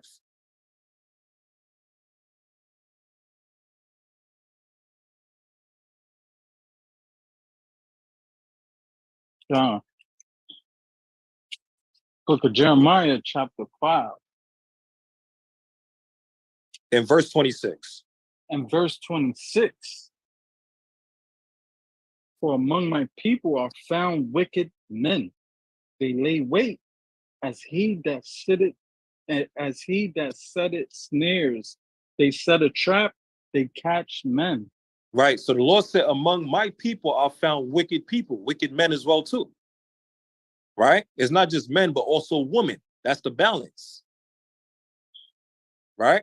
And it says they lay wait, they let as a snare, set it for snare, they set a trap. This is speaking about Israel that's moving in wickedness. Get one more. Get Jeremiah 4:22.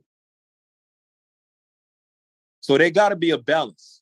Esau is the wicked, but our people can also be wicked too. Jeremiah 4:22. This book of Jeremiah, chapter 4, verse 22. For my people are foolish.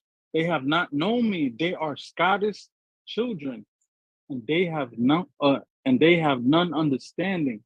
They are wise to do evil, but they to are do what? good. They are what? Are wise to do evil. Read on. But to do good, they have no knowledge. So the Lord is speaking about Israelites that's moving in wickedness. Wise to do evil, but to do good, they have no knowledge. So when I'm talking about with the video, it don't have to be surprising that the sister actually pulled something like this. Same thing if it was a man or a woman. And we also keep in consideration that Esau can change the information. That's why Malcolm X said the greatest weapon the white man got is their news media, because they can make a hero look like a villain and a villain as the actual hero. We understand that. But there's certain information that our people can do wickedness on. And this could be a way of judgment. Khan?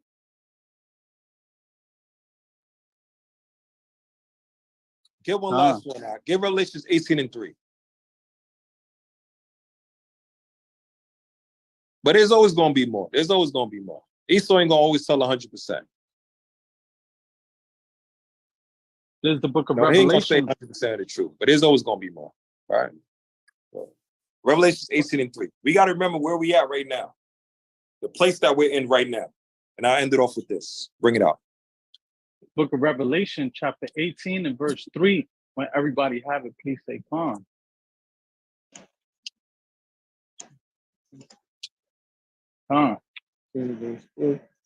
Revelation chapter verse 2. This is Revelation chapter 18 and verse 2. And he cried mightily with a strong voice, saying, Babylon the Great is fallen, and is become the habitation of devils, and the hold of every foul spirit, and a cage of every unclean and hateful bird. Right. So it says Babylon the Great is fallen, is become a cage of every hateful bird and foul spirit. Right? That's speaking about the wickedness that's going on in Babylon, the deception, right? The destruction, the pride, right? The pedophilia, the LGBT stuff that's being pushed all over, right? The stuff that they put in the TV shows. People out of order, both sides, men and women, being effeminate, causing confusion, the politics, right? So the place that we're in is a place of lies, thieves, murder, deception. So if a sister pulls something like this, it wouldn't be no surprise because we are in Babylon. This is the place that the Lord said is going to be confusion with everything.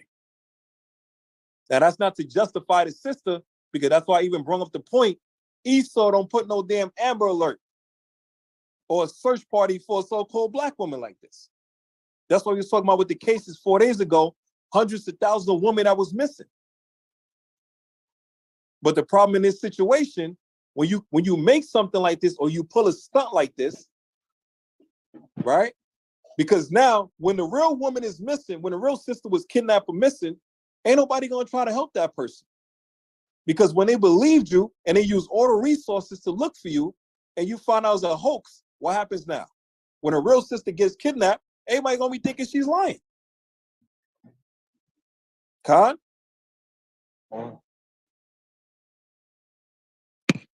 Yeah, we in the land of confusion, man. But, well, let's see. Let me see if I can sneak in at least one more.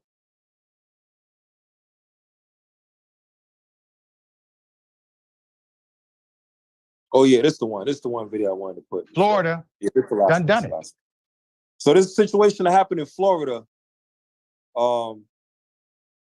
Governor Ron DeSantis basically trying to whitewash Black history, right?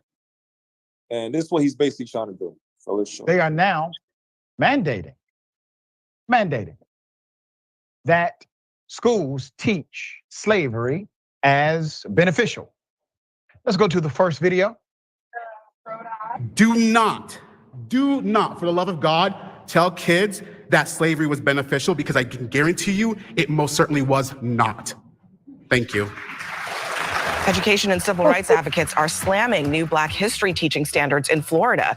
Under the new rules, middle school teachers must now include lessons, quote, how slaves developed skills, which in some instances could be applied for their personal benefit. It's inaccurate, it's ahistorical. Critics are calling this a big step backwards and saying it's a disservice to Florida students because they're not going to learn the full truth and the full accurate truth of American history. This is insanity on top of insanity. Parents, advocates of all different backgrounds proclaimed this is wrong. Do not do it. None of them listen. Why? Because they are under the direction of a madman named Governor Ron DeSantis. And they themselves are feckless leaders in positions of authority. Here it is. And I am very concerned by these standards, especially some of the notion that, enslaved people benefited from being enslaved is an accurate and a scary standard for us to establish in our educational curriculum. The proposed changes specifically for elementary and middle school students leave out the last 150 years of Black history. Where Black history is taught provides a simplified and sterilized version of history. The new standard suggests that violence by Black residents in defense of their lives and homes as they were surrounded by armed mobs and flames, and as they were forced to flee their homes or be shot or burned, are to be included as a seemingly equal part of the standard. This is egregious if you understand what happened to the Black residents in Ocoee in 1920. First of all, I want to say any kind of standards that indicate that slavery benefited Black people is such an insult. My husband is Black, my daughter is Black, and the thought that slavery benefited them, how could that be taught? The fact that the pushback to Reconstruction benefited them, the fact that Jim Crow benefited them. How can we teach that to students? How can someone look at a child with a straight face and say that slavery benefited Black people? All right, members, we have the motion on the table to approve the two rules. All in favor signify by saying aye. Aye. Aye. All opposed, nay. Show the amendment approved. Members, we're going to take a 10-minute break, and then we'll be back. Wow. This is adverse to the sentiment of back. 10-minute break, and then we'll be back. You see how crazy that is, man? In America, it is, man. Slovakia. Go ahead, sis. But see, this is what happens when you tell them, oh, we want you to take down your racist statue. Guess what? You do that and they can take whatever the hell they want to. They can change the whole narrative of what actually happened. And that's exactly what's happening. And so when 20 years from now, if we're still stuck on this place, in this wicked terrible system, our kids will know what's going on if we don't tell them. Con. Not gonna let you mess with his flourishing Con. economy. And that's why we got to, like the scripture says, Deuteronomy chapter 32, Jeremiah chapter 6, right? The Lord says, seek ye the old path, walk ye in it. In Deuteronomy chapter 32, the Lord said, ask for the old days, right? Your forefathers. Remember the days of old. Ask thy elders, they will tell thee. Ask thy fathers and elders, they will show thee. Right? Our history. So Esau's looking for ways to justify him trying to whitewash our history. And also saying that slavery was a good thing, was a beneficial thing. Yeah, for you damn devils, you Edomites. Right? Because you have the children of Israel in slavery, the children of God. Even Hitler said it. You have the Jews, the gold and silver of the Lord in your hands, speaking to America. And that's why the Lord's going to put the spirit on Russia, Vladimir Putin, to blow this place up to sky high. Right? And you even got Russia now. I think they visited Cuba last week. They visited Cuba last week. And now America's in an uproar. NATO's in an uproar. Right? But you can go to all over Ukraine. The USA can go to Ukraine, all different places, all throughout the earth, and oppress these nations. But now that your enemy, Russia, is pulling up to Cuba, and it's very close to America, now you want to be up in the uproar. Nah, man. The chicken is coming home to roost. You know? You're going to reap what you sow. This is adverse to the sentiment of the majority of Americans. They do not agree with this. The majority of white America does not agree with this curriculum adoption. Obviously, Black Americans do not agree. But let's count the hypocrisy in all of this. As I said from day one, this is the plan of Governor DeSantis to eliminate diversity, to eliminate inclusion. He is literally making conversations at the kitchen table of racist law. This is what racist people say inside of their homes. I don't know what Black people are upset about. I mean, there's a lot of benefits they receive from slavery. Here's another hypocrisy. They're not teaching how slavery or the criminal murderous enterprise known as slavery, they're not teaching how it benefited white slave masters, nor their descendants. They're only teaching it in the context of how it benefited Black people, enslaved Africans who are ripped from their homelands, denied their opportunity of individualism, made to benefit one entity alone, wealthy white men. Yeah, it's crazy. Let me get one more. Let me get Wisdom of Solomon 5:1. Yeah, I'll switch to Brother Nadiv. Wisdom of Solomon 5. This doesn't tell you the mind. This is the book of Wisdom of Solomon, chapter 5 and verse 1. Then shall the righteous man stand in great boldness before the face of such as have afflicted him and made no account of his labors. Right. So the heathens have afflicted us. Esau has afflicted us and made no accounts of our labor. Right? Slavery. Right? Us building up America. They're building it off our damn backs, as you would say. Right? And we get no credit for it. We get no reparations, no nothing. But every other nation can come over here to America and they could build businesses, get money, funding, reparations. Even the Asians, where they had to stop the Asian hate bill, right? They even gave money to Japan, even gave money to the people that they was attacking, these other nations. They even got a Chinatown. Even the people that they're warring against, they still helping, right? And they're getting benefits. But with us, slavery, it was a choice. That's what they said. Oh, it's beneficial, man. Whitewash. Yeah. Go ahead, Ken. Right. First of all, Shalom. I just want to say that just remind me of like during slavery, what they did. They didn't go after the mature ones; they went after the children. So when those children grow up, they raised up their children in the ways of them. Like that's how we got now, Black. If you ask us right now, what's our nationality? Some of them would say Black, African American, Afro American. You know what I'm saying? And that's what that comes from. They changed the narrative on the side. And that's what they do now. So now they know that we know our history. So now they hoping that we not teaching it. We haven't, like, some of us is so lazy that we'll have the school teach our children.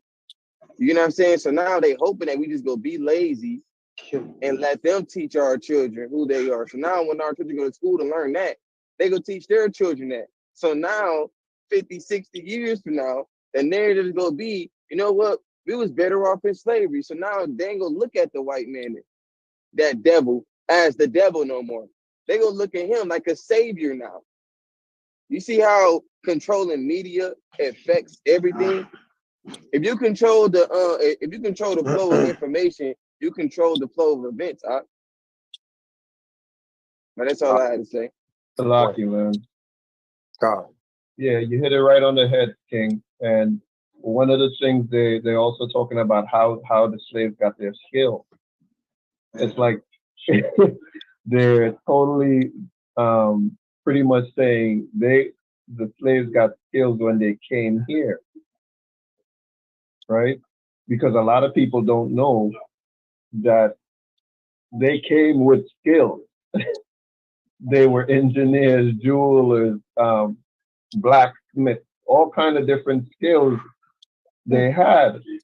They went for a specific people, but a lot of people historically don't know that fact. And not only that, a lot of people historically don't know that the Native Americans, who they reclassified as Black, had major skills in engineering as well, because they had buildings and facilities way better than what they had in their so-called high-class places in Europe. You know, a lot of people believe that, you know, the Native Americans literally just were all just kind of living in teepees. So there's a lot of information that's just going to be totally washed away. And they already started changing the history book, you know, saying slaves were indentured servants. So, yeah, everything you said was on the head, man. And this is just another wicked play in their playbook, man. I yield. I just want to say one last thing. If people don't believe in the Bible now, then I don't think it's never for them. Because like the Bible is literally proving these things. They're saying this is going to happen. Even in Revelations, I know them that say they are Jews, but what, the synagogue of Satan? These people are saying that they so close to Yahweh shop, but look how they act. Look at their actions. What the Bible says, you will know a tree by the what? The fruit that it bears. What type of fruit is they producing now? It's all evil and wickedness. To me, if I'm not even in the truth, and if I sit back and just watch how they operate, in my mind, I'm gonna think, oh man, these people evil. It's just crazy, like what's going on, man. God. So once again, that was just a quick go ahead, sis. And I'll yield to the brother Dave. Who's gonna be teaching tonight. I saw Willie D had just had a one on one of his videos. He was talking about how this white lady, she broke the code and told everybody that she found out why Black women and white women had so much problems getting along. And the white lady said it's because that on television, ever since she was a child, all she ever saw was the Black woman being subservient or subordinate to the white woman. Like even like in movies, all you ever see is the Black woman. They always look at them like they look at us like we supposed to advise and support them and just be subservient. And he was saying how people like they sleep on imagery, any kind of images that people put forth, and if those images are constantly promoted like over TV and even on the internet or whatever, that's going to be the image that people are going to remember. That's going to be what they're going to go with. So since they've always put us like in positions of subordinate and subservient, that's how they look at us. And she said the black lady, her excellence really made her mad, because the black lady, when they were in school, she excelled in everything, but she couldn't stand that, and she hated her for that. So they was just talking about how the images really do affect those things.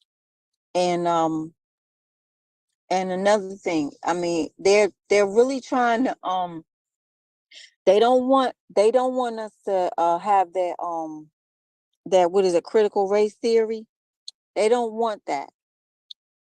But again, still, you want to keep your statues and stuff up. And my thing is, why don't they just tell them, okay, y'all can keep your statues and stuff, and we'll just have the critical race theory, and we'll tell who all those people are on those statues and what they really did and represent. So then we'll see if you still want your statues up when everybody knows who they are. But no, you want to keep those statues of those crooks, those wicked, evil, disgusting men like Christopher Columbus and all those other people that they have up. You want to keep all of that stuff up, but you don't want nobody to tell what y'all did. So that's all I was saying. I'm yielding. So I yield. So the teacher tonight is Brother Nadiv, H.L. Illinois. Call me a shot.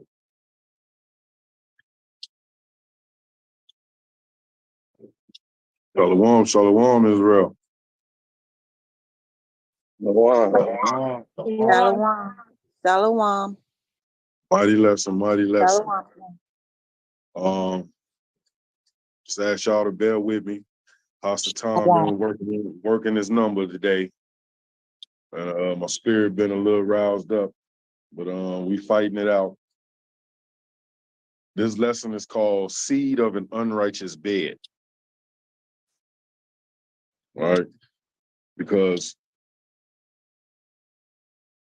of adultery to the laws, adultery to the Most High, a wicked seed has been born in this earth.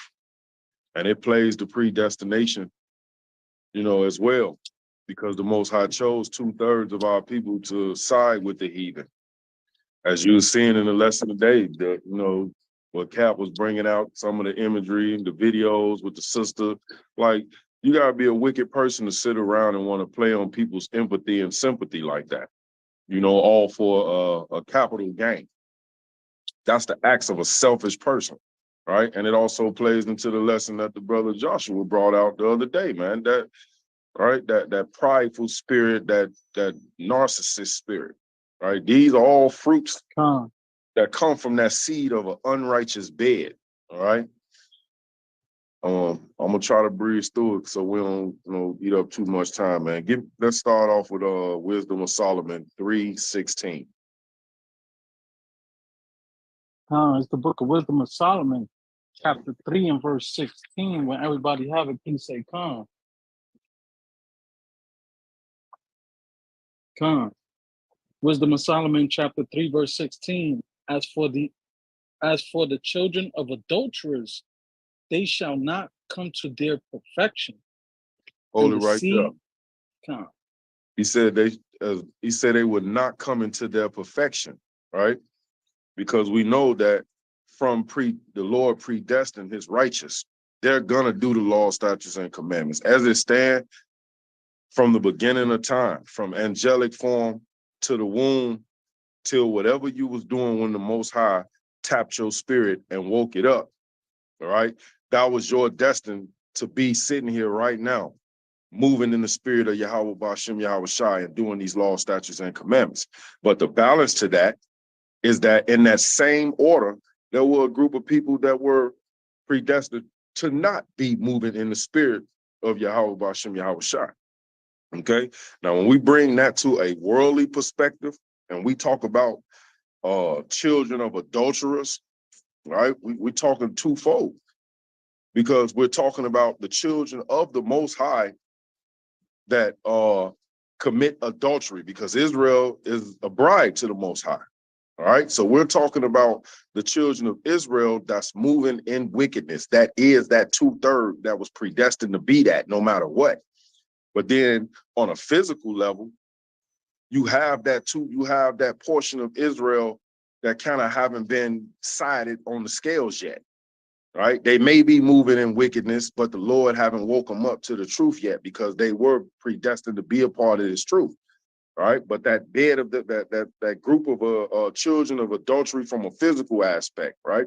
Our world tells us in this world, Esau world tell you that you a bastard child if you lay down with if your mother and father have you out of wedlock, right? Or your mom goes and she sleeps with another man and bring forth a child.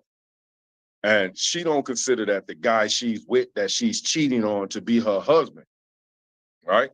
So in that sense, she's committing adultery and she doesn't even realize it. And children are being brought forth all over the world by way of men and women just being whores and whoremongers, right? So that group of children that is born out of adultery, some of those children were us. But because of predestination, we're going to reach our perfection, providing that we keep doing these laws, statutes, and commandments, right? Putting Yahweh B'Shem Yahweh Shai first, gathering with our brothers and our sisters, keeping them feast days and our holy days, going out into these highways and these hedges, right? Prophesying the downfall of this wicked kingdom. But that wicked seed, that's 2/3 by way of the Most High already predestined them to be that no matter what. They'll never reach their perfection in wickedness, all right? Because things like the Most High tell you not to, paraphrasing it, not to,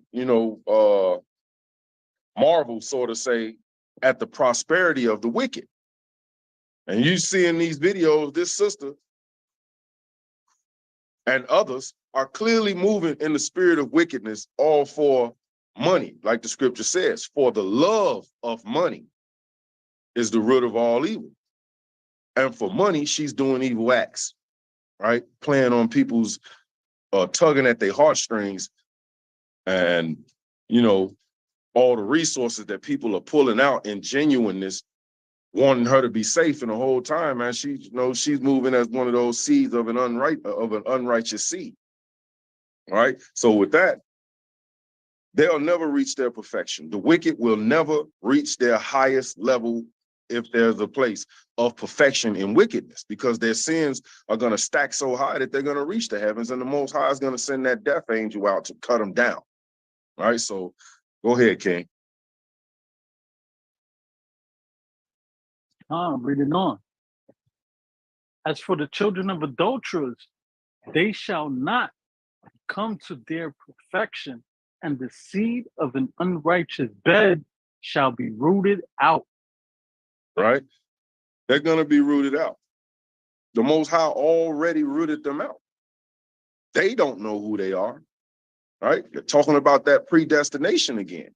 They're already rooted out, right? But they don't know it. Just like we didn't know that we were already chosen to be in this truth, right? So get Matthew. I want Matthew 13 and go to 37. Matthew 13 and 37 real quick. Time. This is the book of Matthew, chapter 13 and verse 37. And everybody have it, say Khan. Because we talking about that seed being uprooted, all right? Our people are planted. They're rooted deep in evil, man. They wise to do evil, but to do good, they have no knowledge. They have no knowledge of serving the Most High, right? And this was ordained from the Most High to be that way,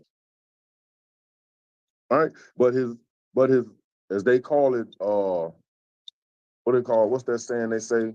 That loophole or that hole, the hole in it, that like the little gap in it, that allow you to escape is that some of us have the right and the ability to repent. Right? Right? It's like a little side interest, you know what I'm saying? Some of us are able to repent, and the Lord will receive our repentance. Because we all were moving wicked as hell at some point in our life until our spirit got tapped into and we kind of slid out of that crack, you know what I'm saying, into the light from out of that darkness. But they're going to be rooted out, that wicked. They won't ever reach their potential. Go ahead and read that out for me. This is the book of Matthew, chapter 13 and verse 37. He answered and said unto them, he that soweth the good seed is the Son of Man. Go ahead. The field is the world. The good seed are the children of the kingdom. You see that? Salakia. He said that the good seed are the children of the kingdom. Right? That's speaking predestined. He already know who's going to the kingdom. He already then separated them from the rest. Go ahead. Reading on. But the tares are the children of the wicked one. Are the children of the wicked one. All right? That's that seed of an unrighteous bed. Right? He said that unrighteous bed shall be rooted. That seed of that unrighteous bed shall be rooted out. He's talking about those tares. All right? That's going to be separated from the children that the kingdom already belong to. Read on. This is verse 39. The enemy that sowed the enemy that sowed them is the devil. The harvest is the end of the world, and the reapers are the angels. Because that's what we moving in the spirit of right now. We're trying to speed up prophecy so that harvest can come. So Yahweh Shai can crack that sky, all right? And he can hit this field and start to reap the righteous seed and separate us from the wicked. Because the enemy, as 39 said, the enemy that sold them is the devil. And we already know who the white man is, the goddamn devil, all right? This is his field. He kind of got weeds growing all over the damn place, choking out the roses, man. Well, I'll say the lilies, the Lord's favorite flower. We the lilies, man. He done planted weeds all around us, and they choking us out. So much to the soul that our people have evolved unto the conditions of the weed in order to exist, if that makes sense, right? You think about taking flowers that only grow in a certain type of environment, right? But under the right conditions, that same flower can grow and thrive in conditions not of its own, right? It'll adapt out of necessity to survive. This is what's going on with our people, all right? We're in that field of weeds. And some of those weeds, we can't tell who they are because a lot of them is our friends. A lot of them is our families. We all started out looking alike. But then something happened. And we changed. We kind of went back to our original intended form. And they still looking like the rest of the weeds, choking us out, got us surrounded. We behind damn enemy lines. So we're waiting on those reapers. Yahweh shall to crack that sky, come with them reapers, which are the angels, so that he can separate the tares from the wheat, right? Go on. Reading on, this verse 40. As therefore the tares are gathered and burned in the fire, so shall it be in the end of this world. Because Esau is the end of the world, and Jacob is the beginning of the world that follows behind it. All right? So we're waiting on the Most High to come back and gather those tares. And part of those tares, Israel, is part of Israel. All right? Sometimes we lose sight of the judgment that goes to Esau. We forget that part of that judgment goes on to Israel as well. 2/3 of them are going to receive the same damn fire. And that's going to be the end of this wicked world, right? Won't be no more damn homosexuality and lesbianism, pedophiles, right? Won't be no more damn Christianity as a religion and Muslims and all these other different denominations, right? It won't be no enticement to our people to move contrary to the law, statutes, of the commandments of the Most High, to move him to anger, to put us in a field of tares and wheats again. Of tares, shall I say again. We're going to be moved on to, go ahead. I just want to say one thing with that verse. When we be doing camp, it be a lot of, we got Jehovah's Witnesses, right? So we on the corner and all of a sudden the Jehovah's Witnesses come down, and they be trying to tell people we all God's children. But that verse right there literally says, no, it's two sets of children. You can be the devil's children or you can be God's children. So that right there, because we be having to deal with them Jehovah's Witnesses all the time. And it's like, what's crazy is since we've been out there at that specific spot, never seen them. But once more and more people start stopping by, listening to the word, all of a sudden they just start popping up. Literally, they be like a stone throw away from us. And on their side, right? Like they be right, like literally, if we turn our head, you can literally throw a stone or a stick at them, and they that close to us. And I be thinking to myself, like, hold on, we be out there preaching, and they be having signs up saying about salvation, all God's children and stuff. So it's almost like confusion right there that they be doing. And that verse right there, because they be saying, well, we all God's children and stuff like that. Like we spoke to them, me, Painwell, Church that we all spoke to them. They was saying basically like we all God's kids. That verse right there is like a hammer in the Think coffin. that the ice been broken. Yeah, now it feels safe to them. So now I'm about to hit him in the head with that. We are not God's children because that right there and that's from Yahweh Shah. That's in the New Testament. But Red definitely a point. I know, because I done talked with y'all up there in that Greek town.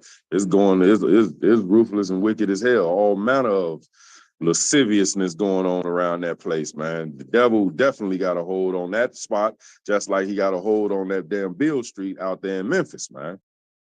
Right? And Most High and that's why we gotta continue to grow in this word. We gotta continue to be that seed that's soaking up that sweet water by the river. You know what I'm saying? We don't want to be that tree that's dried out, that seed that get plucked up by the birds. All right. We want to take root in righteousness.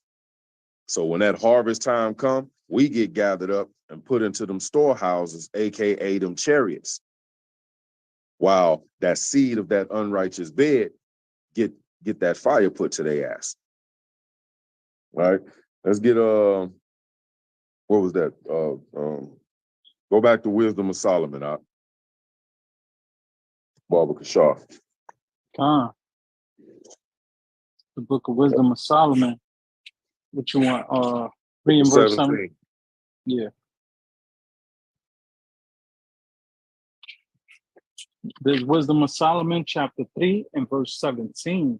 For though they live long, yet shall they be nothing regarded, and their last age shall be without honor. Go on. Reading on. Verse 18. Or if they die quickly, they have no hope, neither comfort in the day of trial. Right? Because the Most High already told us, Israel, there will be a remnant. Right? We're going to have long life because we could have been wiped out if the Most High wanted us to. We done been through many slaveries where those slave masters could have easily wiped us out. But this is a long-term enduring punishment that you have to endure it until the end. Mom put you on punishment for 2 weeks. Hey, man, ain't no time off for good behavior. You're going to do them 2 weeks, and at the end of those 2 weeks, then you can exemplify your good behavior. We have to endure this punishment until the end.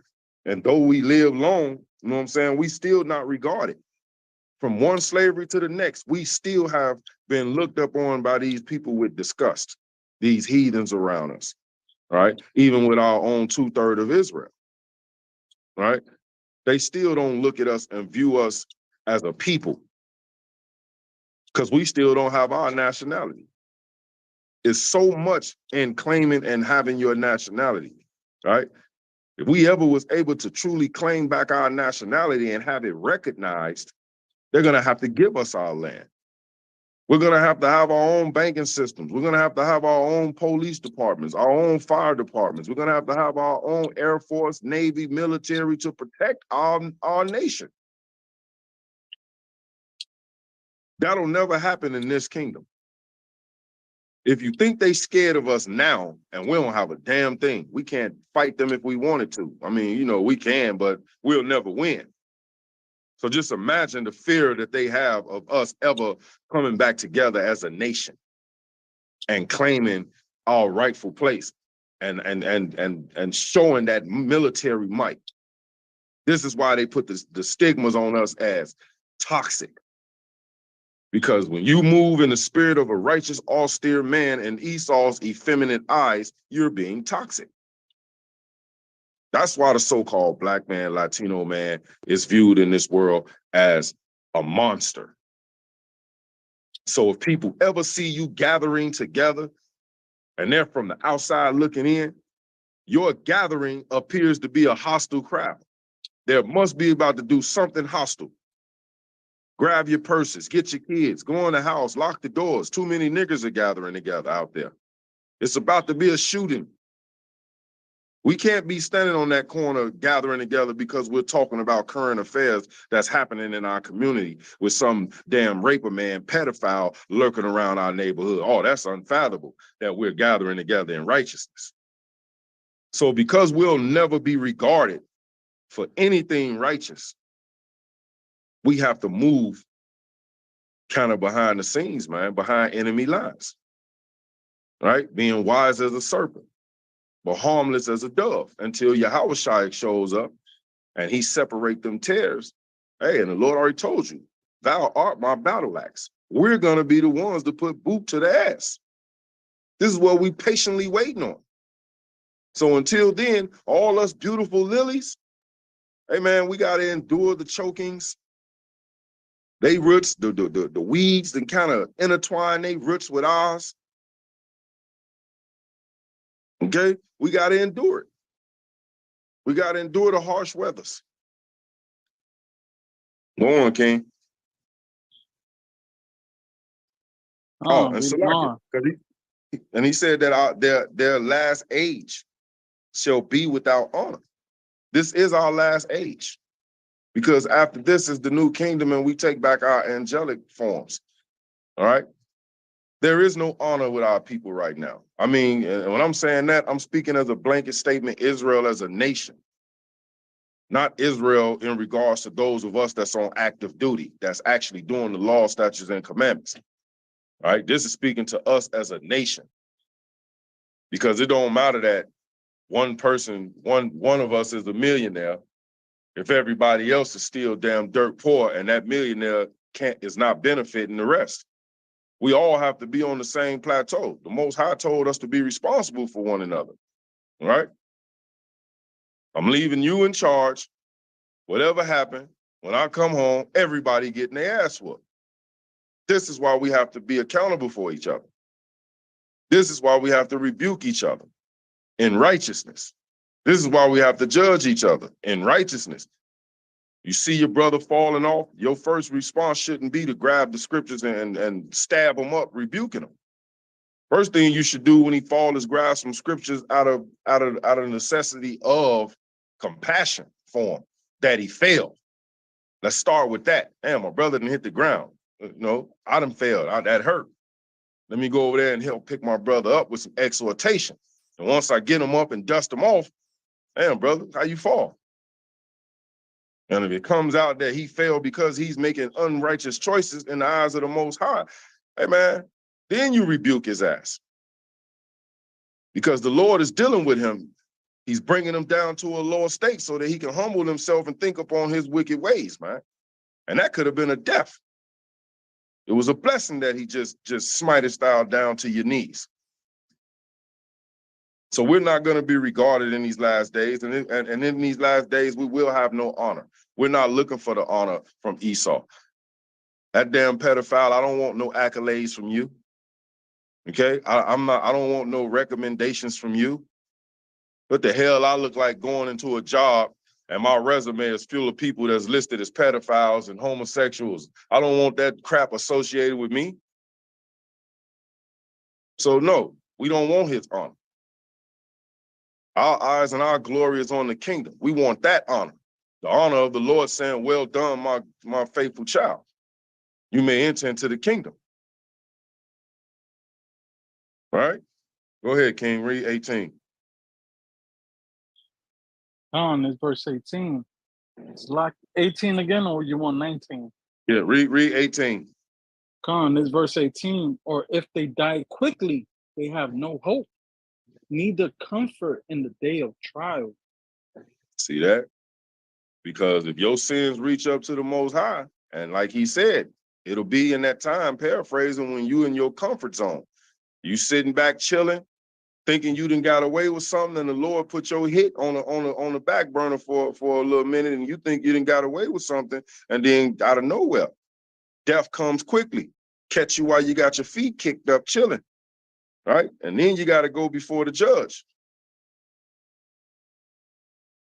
And you have no comfort in that day of trial, because our lawyer, Yahushua, is not going to be standing up in front of the Most High Yahweh speaking on your behalf in that day. He's not going to speak to the Father and say that brother or that sister was down there keeping the laws to the best of their ability and their understanding as the Spirit moved them. That brother or that sister was being as diligent as their spirit could be. He's not going to say that. He's going to say, this wicked bastard chose not to serve me. Put him to death. Right? You think in real life, you kind of go to court, you know, you got a top flight lawyer known for beating them cases, man. You kind of comfortable sitting there in that courtroom that you got a chance you might walk up out of this courtroom, a free damn man. But when you go in that courtroom and your paid lawyer ain't enough to get them charges off, you ain't got no faith in that situation. You ain't got no comfort in that situation. You done seen the videos. Jake done killed 13 people with the same damn gun, stabbed 2 of them with the butt of the gun. Man got a million damn devil tattoos in his face, sitting there looking like he'll kill the world. Judge tell his ass he got natural life plus 30 years and the bitch come out of him. Excuse my language. He started crying and slinging snot every damn well. The man have a temporary moment of insanity and break down, damn near try to reach for the bailiff's gun. He try to make him kill him right there in the courtroom. No comfort. All right, go ahead, Ak, 19. Is verse 19. For horrible is the end of the unrighteous generation. See that? So that seed of an unrighteous bed, they done multiplied into a damn generation. Look how this damn LMBG, whatever the hell you call them, how they done just took over. They're a whole damn nation right now, a generation by themselves. They got the laws to back them up. They got the damn government behind them. They're one generation that won't go any further. And they understand that. So that's why they making laws to where they can take your children. We can't procreate because we're not into relations according to the way the Lord set them up. So we'll take y'all children and we'll influence them. And this will keep our generation going. So the more y'all keep having babies, we'll keep influencing them and stealing them from y'all, perverting their minds. All right? The Lord said that for horrible is the end of that unrighteous generation, man. Nothing is worse than that second death. All right? You worrying about giving up the ghost from this body. That ought to be a joy. Only person don't want to come up out this damn body, man, is somebody who down here living their best life. You down here and you literally going through them trials and them fires that the Lord set forth for those who come to serve him. Hey man, you ain't trying to hold on to this thing. You can't wait for your slice of the damn pie. You kind of at the point now where, hey man, he trying to offer you a slice. You don't, man, I want the recipe. Okay? I'm trying to get a whole damn pie to myself. Because I don't think the slice is gonna be divvied up evenly. Okay? it's gonna be disproportionate slices, man. Right? But I'm joking with it, but it's the truth. Your rewards is based on your works. Everybody ain't gonna get the same slice. So if you want to be in on that big cut, man, hey man, make your works over the top. Anything worth doing for the Most High is worth overdoing. You can never do it too much. Earn extra credits, extra points, just in case when you step in front of that judge and your damn knees is buckling because you don't know what your verdict is. Hey man, he might be like, yeah, he ain't making it.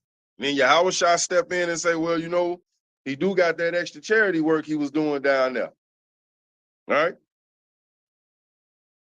And that'll be just enough to get you in because you took that extra step. You went above and beyond the call of duty. All right? That's why we can't be mixing ourselves with these heathen nations and with our family members that's choosing not to serve the Most High, because they're no different from these heathen. As much as we want to love on them, as much as we want to hold fast to that seed, you have to acknowledge they are a seed of an unrighteous bed. You ain't keeping the law, you part of that unrighteous group, man. And the Lord said that horrible is the end for that unrighteous bed. All right, get Judah 5:17, chapter 5, verse 17 and 18. Somebody, yeah, I got a precept for you too when you're ready. Go ahead, bring it out while you get that. I got it. Colossians chapter 3, verse 23. You can bring it out if you got it. You said what up? Bring it out. I said you could bring it out if you got it. The book of Colossians chapter 3, verse 23. And everybody there say kind.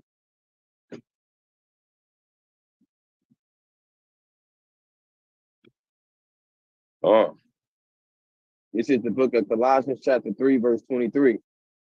And whatsoever ye do, do it heartily, as to the Lord, and not unto men, knowing that of the Lord ye shall receive the reward of the inheritance, for ye serve the Lord Christ, Yahweh. For he that doeth among wrong shall receive for the wrong which he have done, and there is no respect of persons. So that's going back to what you were saying, Doc, about putting in that work for the Most High. Body precept. And that's facts. Because whatever you do, it's telling you, do it heartily, man. Go above and beyond for that duty. Because you ain't just doing it for you doing it for the reward, that inheritance, right? And that's that spot on that chariot to take you to the third heaven, man, to that kingdom. And it doubled down. But he that doeth wrong shall receive the wrong which he has done. We know that the Most High is petty like that. He believed in tit for tat, man. He believed in getting his lick back. All right? He says the righteous thing to recompense those that wrong you. So if he's telling you to move like that, how much more to the soul you think he gonna move when it comes to getting his recompense? All right, Judah 5:17 when you ready, King. This is the book of Judah, chapter 5 and verse 17. And whilst they sinned not before their God, they prospered because the God that hated iniquity was with them. See that? Classic scripture. We all know it. But you can never get tired of it. We looking at our people out here, that seed of that seed of an unrighteous bed. What appears to be prosperity to them is really a damn curse to them. But those of us that are keeping these laws, statutes, and commandments, if your eye is set on the treasures of the kingdom, then you prospering already. Because you wake up every morning. You keeping the feast days and the high holy days. You gathering with righteous brothers and sisters. And I'm going to tell you, every time we gather together, it's a bittersweet moment when it's time to depart and go back to our respective cities and homes. It's almost like a glimpse into what the kingdom gonna be like, just to be surrounded by so many righteous brothers and sisters making an effort to be anyway. All right. So we're prospering. We're growing in this truth, in this word. We're already prospering because the God that hated iniquity was with us. He's with us. That's why we say, man, Bashem Mashiach Yahweh Shai, or Lord willing. And when the brothers and sisters are parting, we tell them the angels is with them, man. Yahweh speed. He's with us. Brothers done got in the damn car accidents and flipped the cars over and walked out with a damn scratch on the forehead, man. But you done seen that same accident with their seed of that unrighteous and flipped the damn car over and everybody dead. There's so many comparisons to how we're moving in the spirit of the Lord and he's with us. He's protecting us from the wicked of this world. So like, yeah, I just want to say one thing about the car accident. Bring it up. I was at work, you know, I drive trucks. This was like Wednesday, like this Wednesday that just passed. Dude, I got in an accident. Whole like tore off my whole air system, dude. Like, damn. I'm driving, dude, and like, I'm not gonna lie, I'm driving and out of nowhere, boom. Cause I drive night, so like my eyes just closed shut. And I woke up and like it was traffic people setting up them cones and they was doing the road. So it was a 3-lane highway, but they put it to 1. And I just felt boom, smash into one of the cones and everything. The next thing I know, man, the wheel just like I didn't want to touch the wheel. Like the wheel just started turning back to the left lane, just in enough time for me not to hit the truck where the people was at. See that? Angel Like jumped in just that like seat, that. man. Bashem Mashiach Yahweh Shai. Yahweh Shai, man, sent one of them angels. Take that wheel. That's one of ours. Protect him. Hell of a story, man. Because that like it may not do nothing to nobody else, but to you being in the truth, that's a confirmation to you. That's a spirit booster. That's something that you know for a fact that the Lord is dealing with you and he's preserving you. And I'm sure all of us got a story that we could tell on how we shoulda or coulda met our demise, and somehow the Most High turned that into a win for you.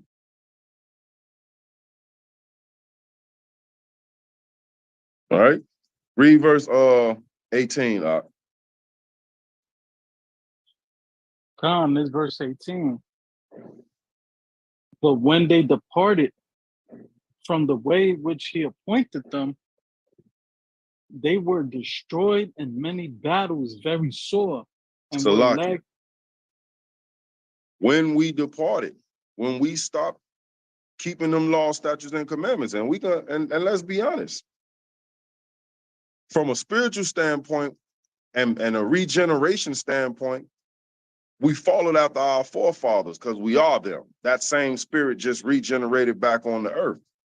We chose not to keep them laws. But then there's the other side that there was a helping hand in that with the heathen burning down our temples, burning some of the books, stealing our laws from us, and then imprisoning us in his kingdoms and hiding our laws from us. But all of that was the after effect of us consciously choosing to not keep the laws. That was the punishment. He just took it too damn far.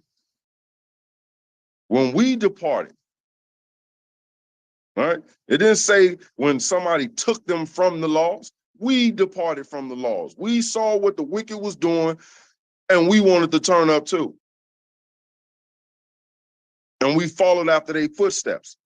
And as a result, trying to damn party, just like our people are out there today, they want to party and turn up. And what always ends up happening? Somebody dead. Somebody stabbed up. Y'all don't even know how to party in a joyous occasion so that everybody can go home to their husbands and wives and their children. But when Israel gather in righteousness, hey man, we party even harder than they do. And everybody go home safely to their husbands and wives and children. Because the Lord is with us. There's no protection around them because they departed from the law just as we did, but they're still consciously choosing not to come back to the law. We know that for a fact because we in the highways and the byways weekly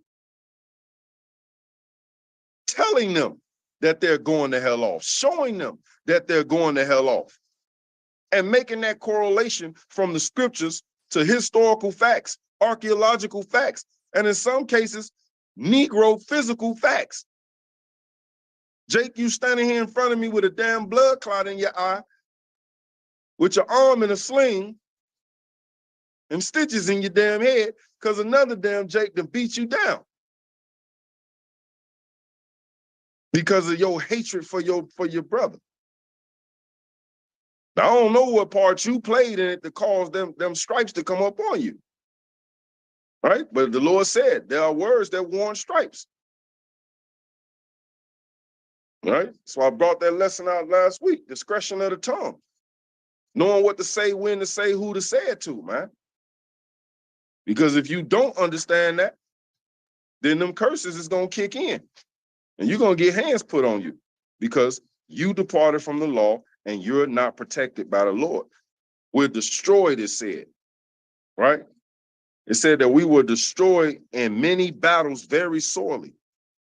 How many battles you think we fight? Now, we just talking about a spiritual battle. We're talking the physical battles that we go through, right? Mental health, drug addiction, right? Domestic violence, emotional abuse, high blood pressure, gout, diabetes, cancer. We're destroyed in so many battles, HIV, STDs, abortions, murder, deceptiveness, right? We're destroyed in so many battles. Go on, King. Reading on. They were destroyed in many battles very sore, and were led captives into a land that was not theirs, and the temple of their God was cast to the ground, and their cities were taken by the enemies. Now, you see that? That's literally talking about our homeland, Jerusalem, when it talks about our cities was taken away from us. We ain't got no damn cities today. But what is, if we could equate a city, we would say our neighborhood. Right? Today, that city would be our neighborhood. A neighborhood that's 100% Israelites, but yet it's taken over by who? Moab, Elam, Esau, Ishmael, right? It also says that our temples, the temple that and the temples of their God were cast to the ground, man. What does 1 Corinthians 3:16 tell you? That ye are the temple of the Lord. We know physically our temples in Jerusalem were done, but we're talking about today. Our temples of the Lord are cast to the ground. All our people are damn down in the dirt, man. At the bottom. And so much to the soul that they got damn love being down there. They done made a cliche, a proverb out of it. Yeah, I can get it out the mud. They building a foundation on mud. Yeah, I'm getting it out the mud. You proud to be at the damn bottom and struggling for nothing. because none of it has substance. Ain't none of it going into the kingdom with you. But this is the mindset of that seed of evildoers, right? And don't get me wrong, it's nothing wrong with having nice things. If the Lord looks at your works and decide that he's ready to bless you and allow you to have the nice house, the nice car, jewelry, be able to take the trips, all praises to the Most High. You deserve those rewards by his standards. Hey, but if your works ain't up to par like they supposed to be, then, hey man, you in the damn dirt. You at the bottom. You're struggling.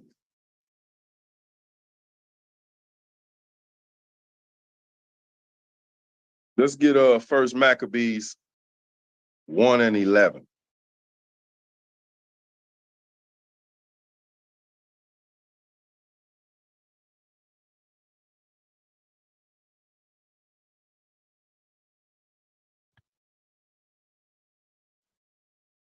Khan is the book of First Maccabees, chapter 1 and verse 11. When everybody have it, say Khan.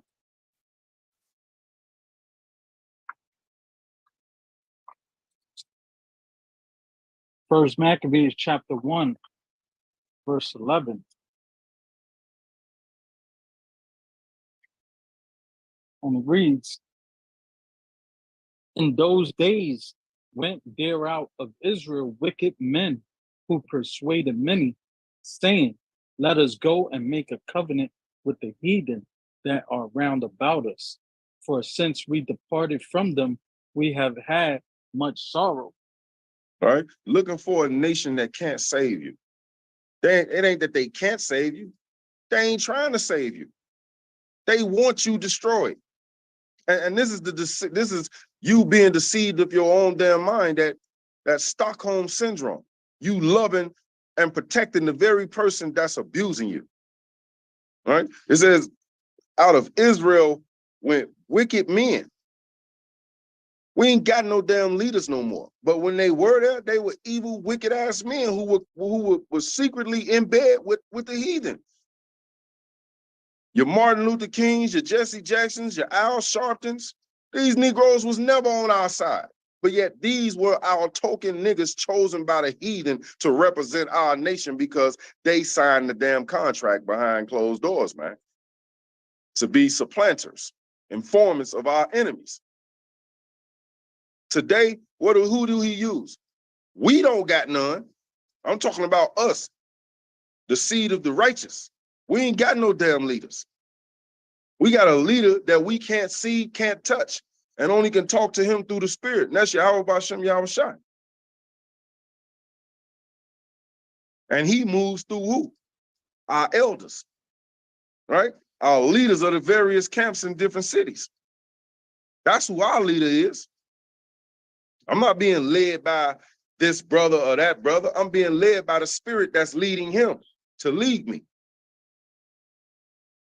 But that seed of unrighteous, of the unrighteous bed, they got a plethora of damn leaders, man. All these damn rappers, from the men to the women, who are leading our youth that are misguided and have no righteous teachings in their life or leadership in their life, leading them down the path straight to damn Hasatan's rituals of homosexuality and pedophilia.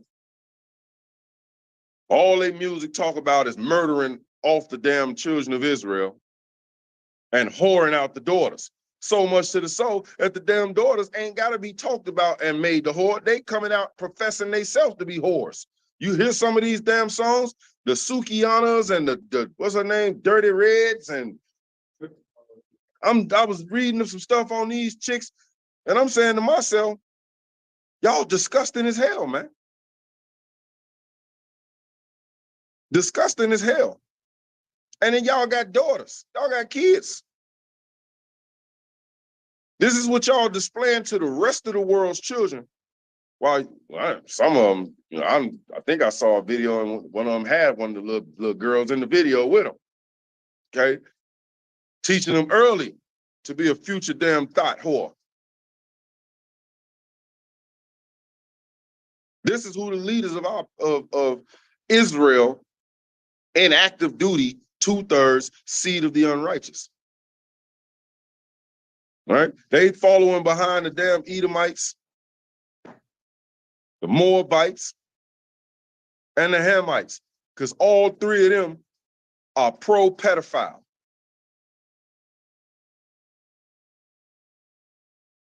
All of them practice same-sex, sex with animals. They don't care. Come on, let us go and make a covenant with the heathen round about us. Because the heathen make it look real good. But the heathen don't show you the dagger that's behind his back. He put the jewels in front of your face and got your attention diverted on that, and then he stabs your ass in the back. That's why all of them dying off. They sign the record deals, they let them get a little notoriety, make a little bit of money, and then kill him and claim the life insurance policies, claim back all the rights to all his music because he died owing them money from an investment that they made to him, and his family don't get nothing. And he's so damn selfish that when he do get the money in his hands, he'd rather go on social media, right, and take pictures showing off the money instead of taking some of that money, investing it into his family members.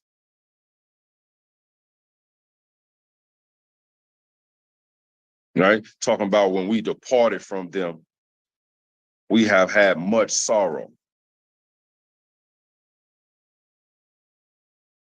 You were in sorrow because you broke God's law, statutes, and commandments. That's why you went in sorrow, not because you left the heathen, you left the Most High. And he still had mercy on you for those who ain't been put to death. Right? The scripture says, why should you die before your time? That implies that you can speed up your death. The Lord has a predetermined time for you to die, but your acts can make him say, invoke the death law on him right now. He don't get to make it to see 80 years old. Kill him at 20.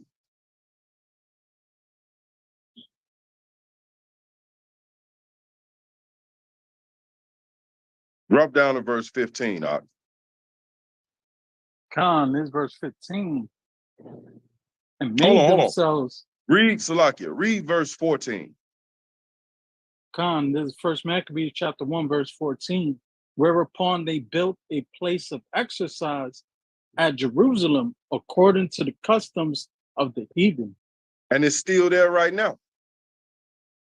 Exercise. Where do you go to exercise at? The gymnasium, right? We know that the Greeks built the first gymnasiums. And what did they do in those gymnasiums? They barred their women, weren't allowed to come in there, and there was a bunch of grown-ass men with little boys pedophiling. So what is Israel doing right now? They still in them damn gym rooms of pedophilia and homosexuality to this day. Somebody says Salakia? Khan, don't forget they were naked. That's how they were in the gyms. Yeah, Khan. Bucky naked. Okay? What the hell are you doing in a gym full of grown men and little boys? And no women allowed. All right? So, and these are the customs that are still going on in our homeland right now to this day. That's why the Lord is over there putting a whooping on them right now, man. They running rampant with HIV over there. Right? He killing them off with the pestilence. He's cleaning up that land, getting it ready for us. And when Yahweh come, and them harvesters come, them angels come. For those of y'all that's got the green thumbs, you know how I get when your soil ain't right and you got to uproot your flour out of the pot, kind of shake it off a little bit, prune it, and then reset it in a whole new pot with some new flour. That's what we waiting on. We waiting to get uprooted out of this wicked ass soil and took it over into some fresh, clean, righteous soil in our homeland of Jerusalem where we can flourish. All right, now get 15, King.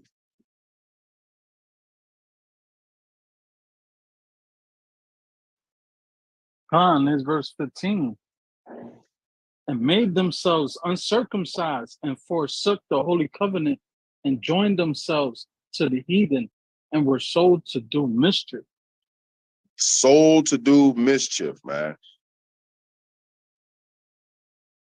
Signing these damn football contracts, basketball contracts, these rap contracts, these movie contracts, right? And they selling you around from one team to the next team, right? From one movie director to the next movie director, one record company to the next record company. Sold your ass to the penitentiary system where you got to stay in one penitentiary for at least 3 months so they can get the $22,000 off you, and then they'll sell you to another penitentiary, transfer you to another one. Oh, he got to do 5 years? We're gonna send him around to about 6 different penitentiaries. So each one of them could collect that 20-something thousand off his ass.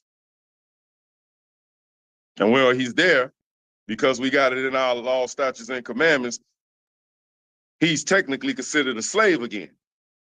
So we're going to pay his ass 15 cents a day and make him work in the kitchen, make him work on the galleries, mopping and sweeping. And we're going to pay his ass $15 a month. That's what he's going to live off of. That's what's happening. And you sold to do mischief because what's going on in jail?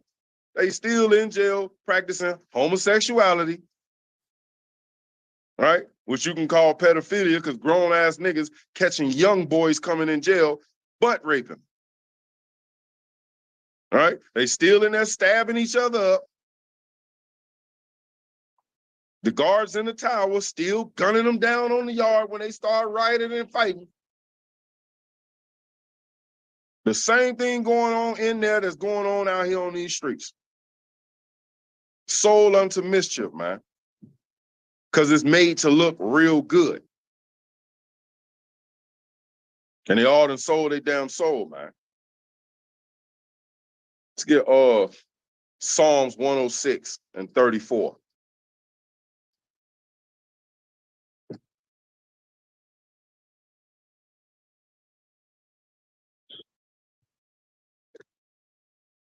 Because we didn't do what we were told. Right? When we think about us breaking the commandments, we thinking about, keeping the Sabbath, keeping the feast days and high holy days, right?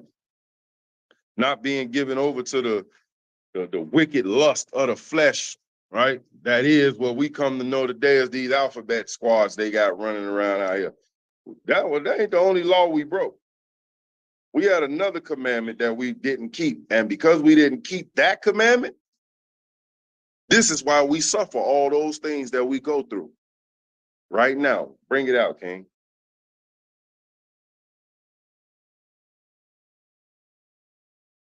This is the book of Psalms, chapter 106 and verse 34. They did not destroy the nations concerning whom the Lord commanded them. The Lord asked them to do it.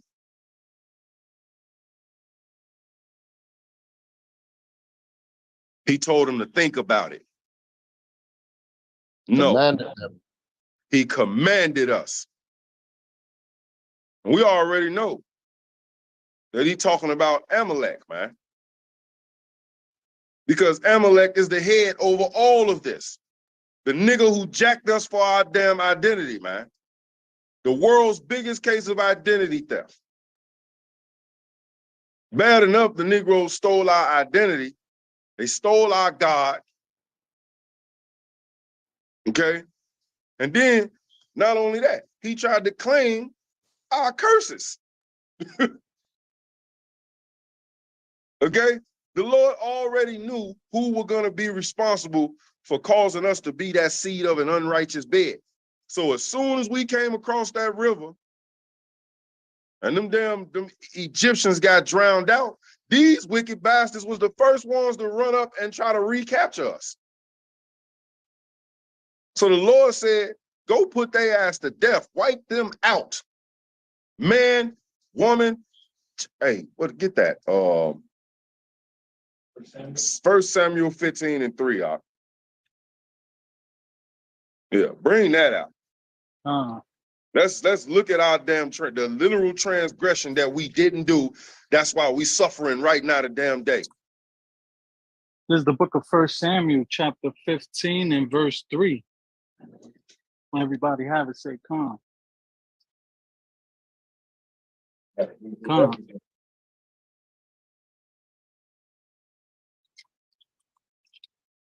This is 1 Samuel, chapter 15 and verse 3. Start at verse 2, King. This is verse 2. Thus saith the Lord of hosts, I remember that which Amalek did to Israel, how he laid waste for him in the way when he came up from Egypt. So as soon as we crossed that Red Sea, running for our damn life, huffing, puffing, tired, these wicked bastards moved in on us. Go ahead. This is verse 3. Now go and smite Amalek and utterly destroy all that they have, and spare them not, but slay both man and woman, infant and suckling, ox and sheep, camel and ass. Kill the newborn, kill the 5-year-old, the teenager, the grown man and woman, and the elderly. And if they got any damn goldfish and cats and dogs, kill them too. Kill all of their whole entire race, including their damn livestock. That was a commandment that we did not keep. And as a result, that very same person is the ringleader, the head of our damn demise that we going through right now. Funded the damn slave ships, right? He's the part of the damn Psalms 83 clan that was Confederate against us. He put that together. He controls the damn Constitution that tells us we 3/5 of a human being. He the nigga pushing the drugs in our communities, the guns in our communities, the abortion clinics in our communities, the domestic terrorists hiding behind a police badge in our communities. He built up the economical structure that is the penitentiary that incarcerates us and has us suffering. He created the conditions of recidivism to where when you come out of that penitentiary, ain't a damn thing waiting on you but an opportunity to go right back, which ultimately creates the bipolar, right? All the mental disorders of depression and all these damn schizophrenias, when really we suffering from PTSD. But ain't no medical treatment. He ain't giving us proper medical treatment. Goddamn woman going to the hospital to get a pimple bust on her back and then bleed to death. How that happen? Woman went in there to have surgery, they cut her open. Next thing you know, she ended up dead. A week later at home, they do an autopsy. This bastard then left a surgical tool in her.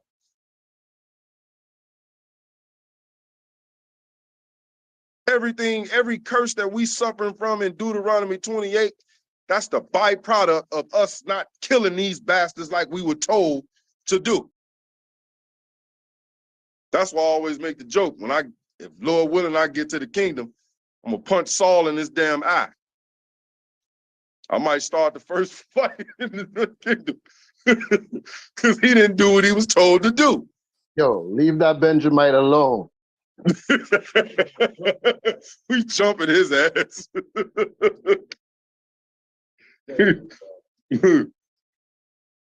Read verse 35, Ak. This is verse 35. Slack it only goes up to 34. No, Psalm Psalm 106 and 35.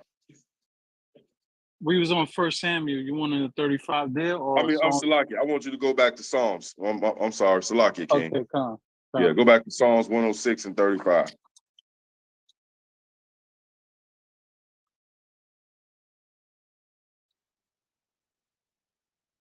There's the book of Psalms, chapter 106 and verse 35.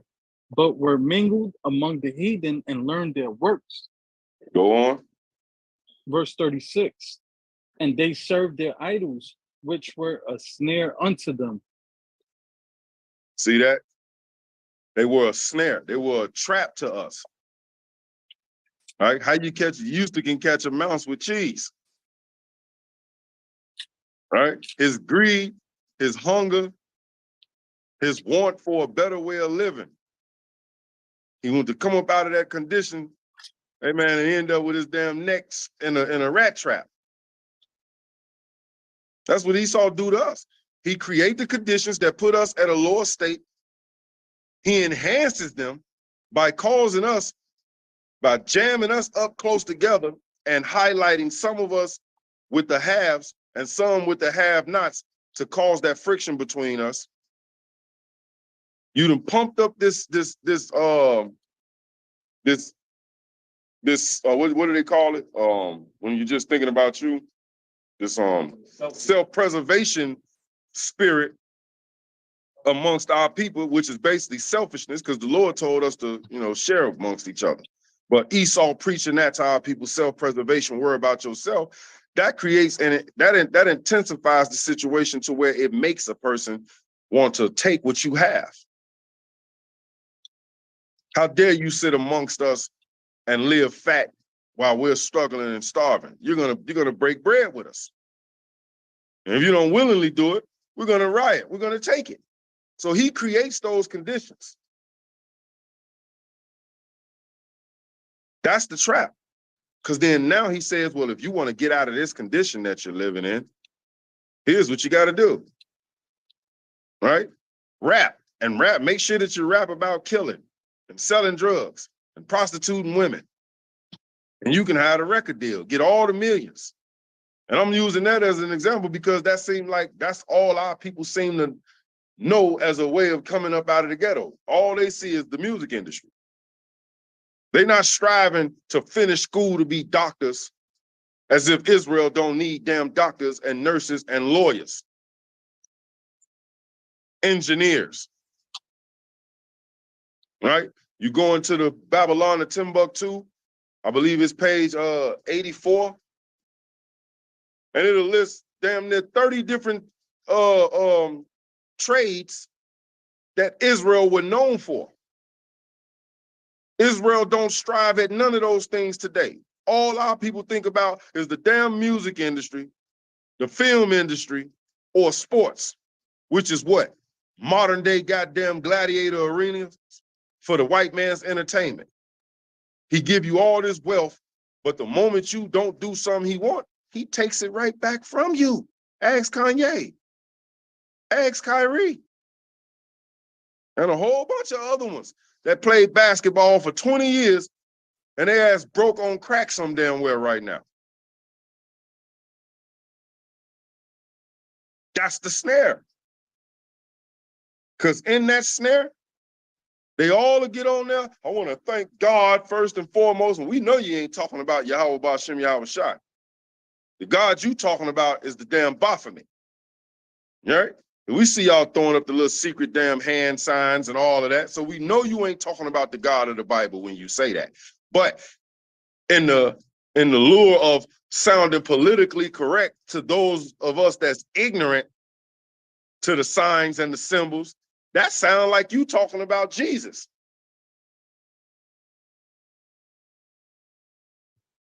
You have to understand, Esau is very crafty and cunning. This is hunting he's doing on a much higher level. This is social hunting, right? This is mental hunting. This is emotional hunting. But more than all that, he's spiritually hunting. He's hunting our damn spirits. And I ain't saying hunting like a ghost. Talking about a damn tracker in the woods with a bullseye ready to take you down. cut your damn head off and go hang it up in one of his cabin houses as a trophy.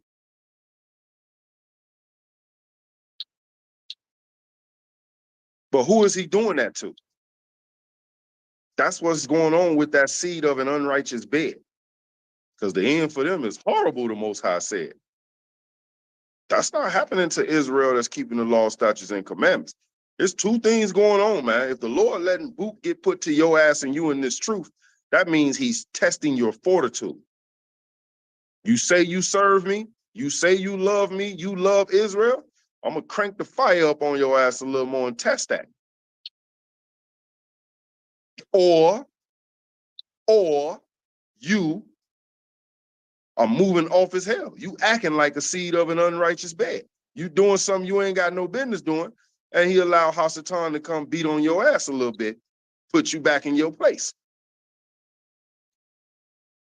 That's the only time we go through trials. And both of them is a good thing. Each time that he punishes us, it's a good thing. When he punished them, it's a horrible, bad thing.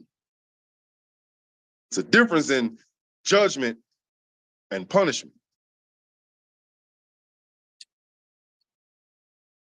Judgment has an ending, a long term, a definite. We say oh man, yeah, the Lord gonna judge you, but he just punishing us, right? That's a temporary thing.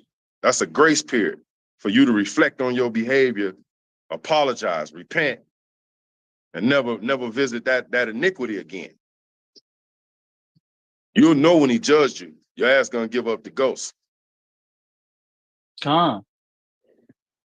Right? That's when you got judged. Let's get Ephesians 2:12 out.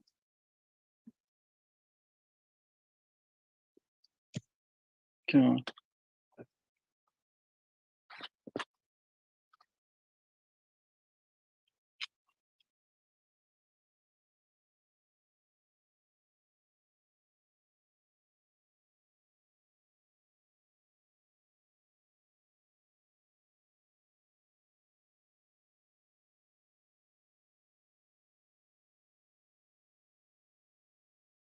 This is the book of Ephesians, chapter 2 and verse 12. When everybody have it, please say con.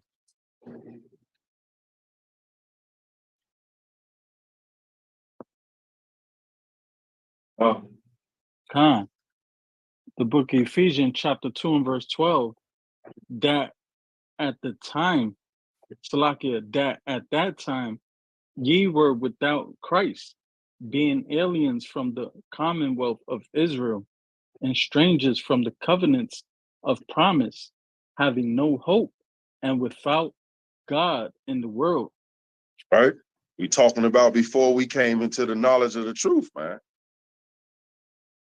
We were moving as that seed of an unrighteous bed. What I was talking about earlier. But the Lord kind of put a crack in that darkness, man. And we was able to come out of that crack through repentance and come into the light and the knowledge of Christ and the knowledge of Yahweh. Now, we're not without God in this world. We got him in this world. He's on our side. Right? But before, hey man, we was without that hope. We didn't know how we was gonna make it. We was calling on Jesus. Wasn't nobody listening. Thomas, watch out for that bus. The man get hit by the bus. Damn, brother, didn't he hear you calling him? Oh, that wasn't his name. That's why he ain't turn around and get out the way of the bus. Well, it's the same thing when you holler to somebody, it's power in the name Jesus. Yeah, demonic power. You calling on Jesus, that's why you had no hope in this world.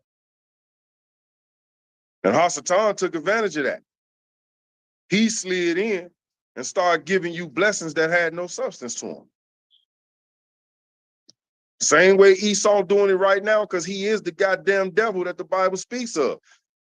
Once again, ask Kanye. Gave him all the money, allowed him to live the lavish lifestyle. And because there was no substance in serving him, he took it away from him.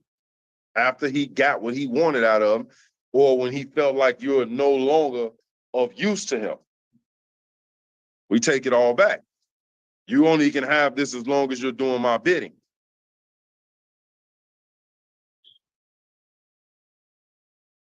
All right, let's get go back to 1 Maccabees 1:49.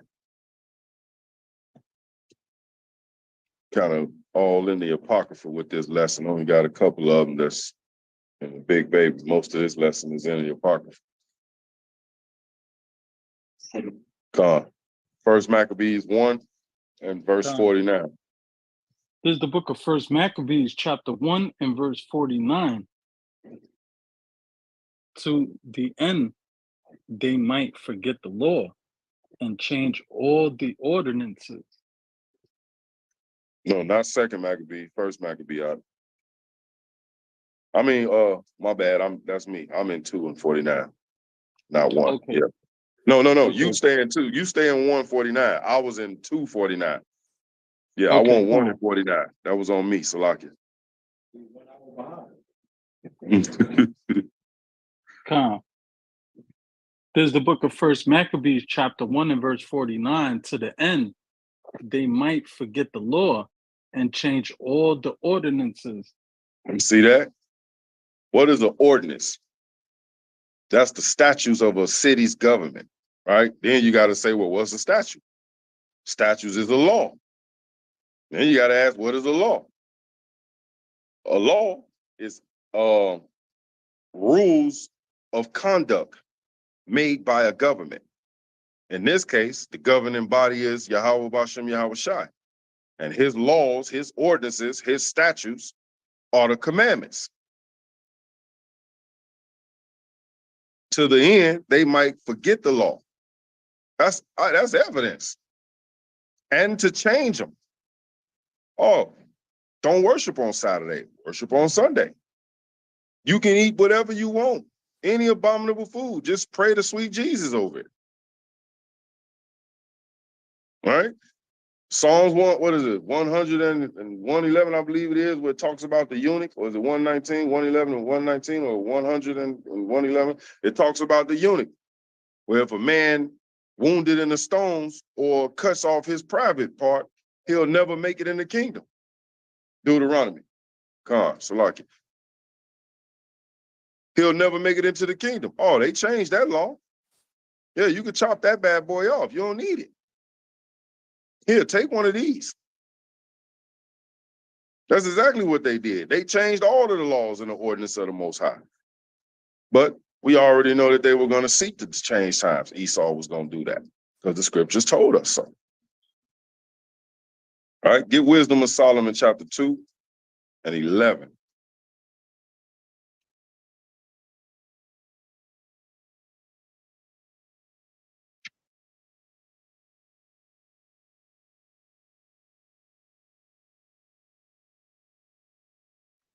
Come.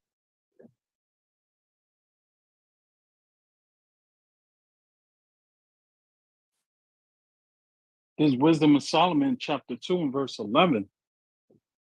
Let our strength be the law of justice, for that which is feeble is found to be nothing worth. See that? We get our strength from keeping these laws, statutes, and commandments. Nothing else. Serving the Most High is how we get our strength, because that's a strength that nothing, no one, or nothing can overpower the Most High. That which is feeble is found to be nothing. Talking about those who choose not to serve these laws, man. You ain't nothing. You're weak.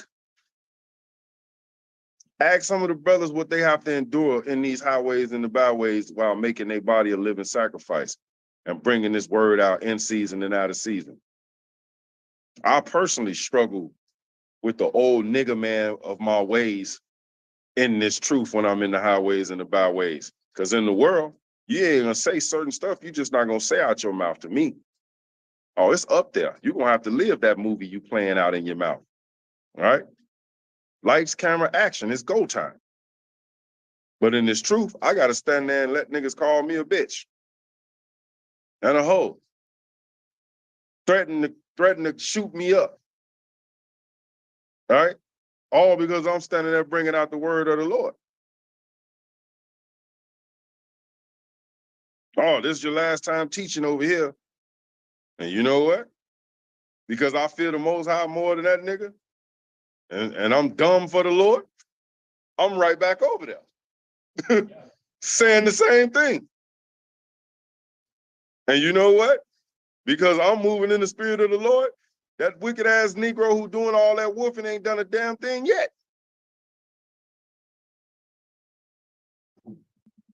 But guess not. Bring it out. Now, when we just read that, when verse, it said, "Let our strength be in the law of justice." Now, when we look at let's say the heathen religion, Christianity, Muslim, and all that, right? Especially Christianity. You know how the scripture says it's a narrow road to the kingdom, right? But in Christianity, it's just wide open for anybody. Like that door is just giant. Anybody can just walk in there. So here's my thing. Where's your trials and tribulations coming from? How are you getting proven by fire? How are you getting washed and dissolved from your sins through the law? Because if your doctrine is saying that you can just basically come in here and just do whatever you want, but just say my name, say my name, like that song, and you good to go. To me, it's like, how are you changing into that new man? Like, what are you going through to get that change? You still eating pork, you still breaking the Sabbath days. You know what I'm saying? But you so-called holy. If you holy, that means that you're separate, and you're separate from the world. But if you dealing with other doctrines and it says you can still be other world, then to me right there, it's falsehood. That's the feeble. In these last days, that's the feeble that's found nothing worth. And in these last days, like, what I find so crazy is that when the Israelites woke up to who they are, right? Look how much the Bible just been proving our heritage, our culture, and our tradition. You can just sit back and just read the Bible and look at the world, and it's literally proving everything that's going on.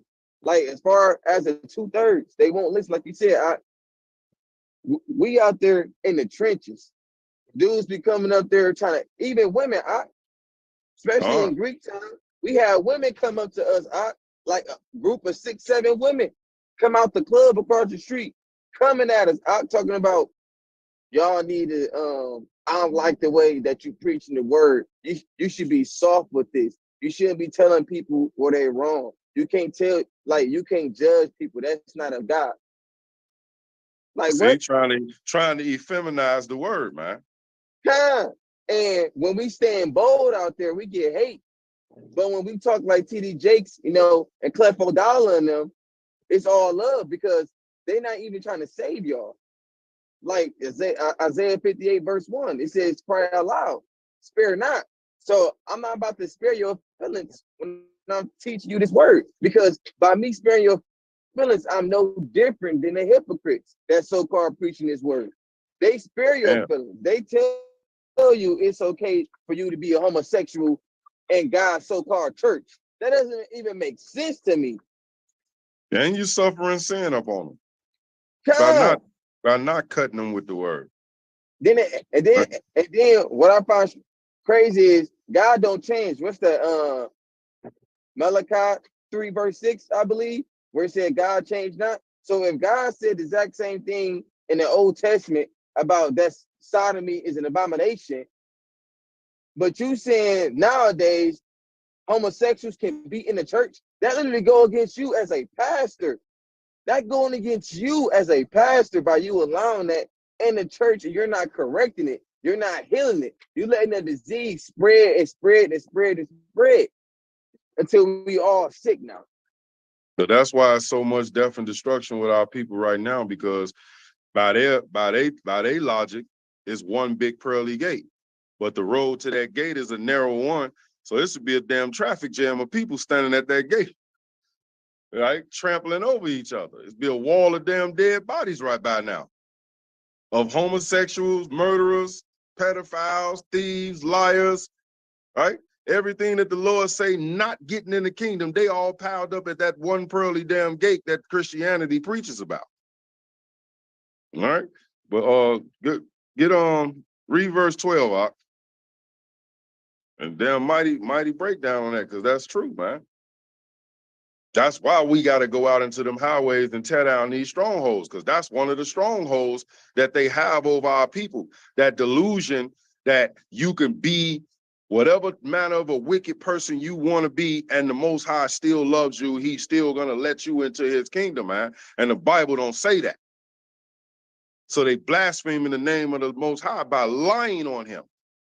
You sitting there telling a damn lie on the Most High, man. Wicked bastards. Come on. Verse 12, King. This verse 12.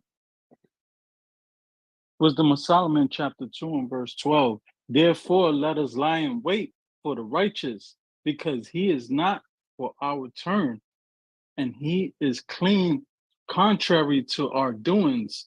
Lucky. You damn right. We contrary to your turn.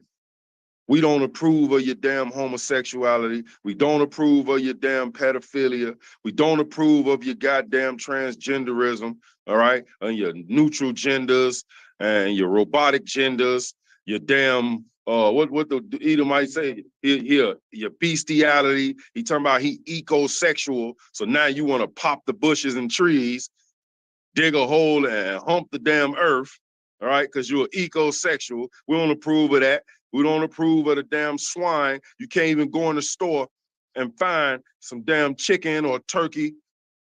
Barely can even find beef nowadays, but you got a plethora of pork just falling all off the damn shelves, man. Right? You damn right we contrary to your doings. Right? That's why you wanna silence us.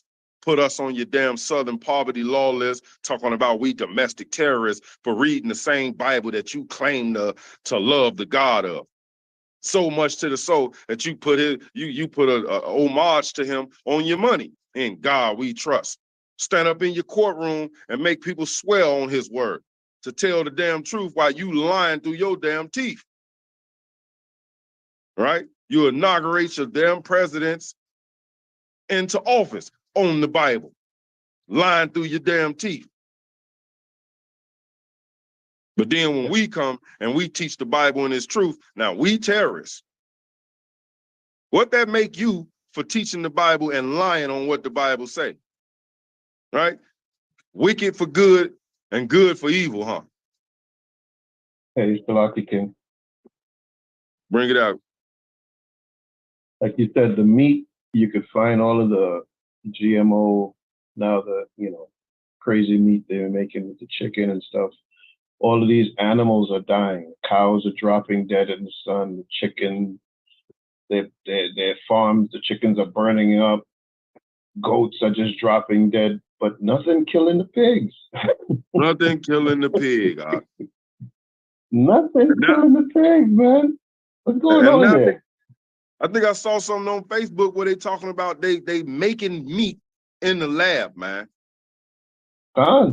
They got a machine that do a 3D printout of a damn T-bone steak, and then they do some treatment to it, and it tastes and supposed to look and smell like an actual T-bone steak, but it's something that they done made with a 3D printing machine. They didn't that. They didn't make that. Invented that in Israel. God, it's already out. They disapproved it. The U.S. government disapproved that bill where lab-grown meat can now be sold. You know he gonna act like he ain't with it and then slide it right there on the shelf. And it's coming to a ghetto near you. It won't be on where the white people at, but it'll damn sure be where the Israelites dwell. Okay? In the ghetto, place where the Jews dwell. It'll damn sure be where we at. All right? Because his whole goal is to wipe us out. Food war against us, chemical war against us, all right? Biology war against us, sexual war against us, spiritual war against us, mental war against us. Right? Go ahead, King, finish that up.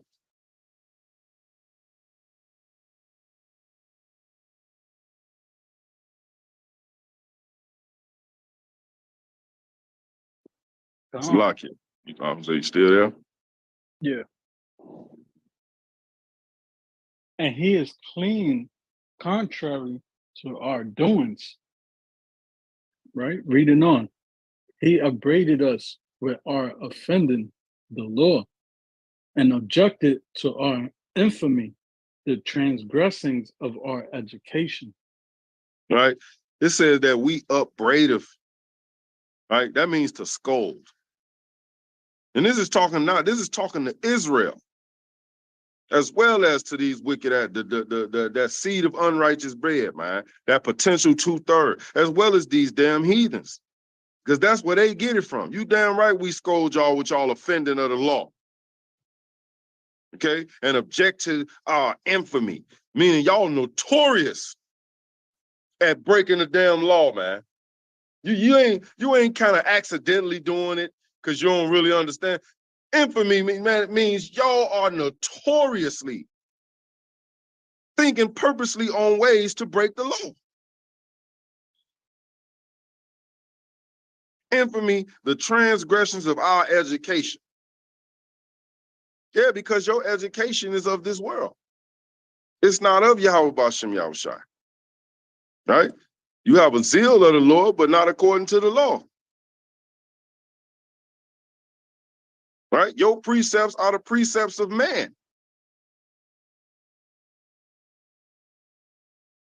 Right? Read verse 13.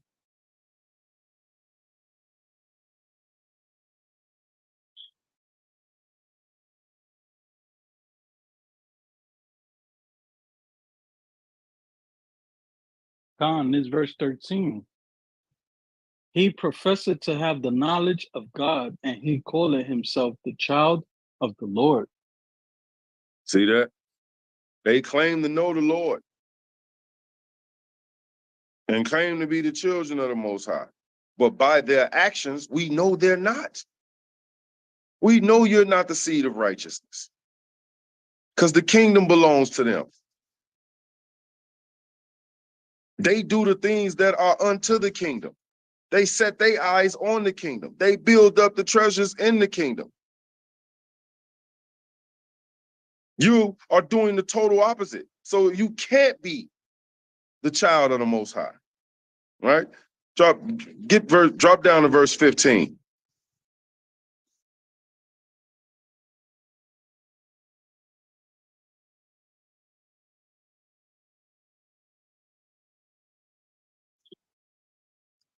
Khan, this verse 15. He is grievous unto us, even to behold, for his life is not like other men's. His ways are of another fashion. You damn right, man. You are grievous to behold. It's disgusting to look at y'all. Israelites of the 2/3 possible, and you heathen, man. We at camp, they coming out of the club, goddamn blazing bundles of sticks. They dressed worse than the naked Eves. Make you damn near want to give up the ghost right there at camp. Because once you done seen it, you can't take it away. You bringing the damn word out and you kind of scanning around while you talking, and then you turn and here come a damn Jake half-ass naked out there. Too late, you done seen this atrocity. You damn right you grievous to look at, to behold. His life is not like other men's. His ways are of another fashion. You damn right. You out here you a damn fun boy, man. Right? As Moab called you a damn lady boy. Or as Benjamin called him, damn Batiman. Bati boy. Okay? Yeah, it's grievous to us, man. Because as men, we don't want to see nothing like that.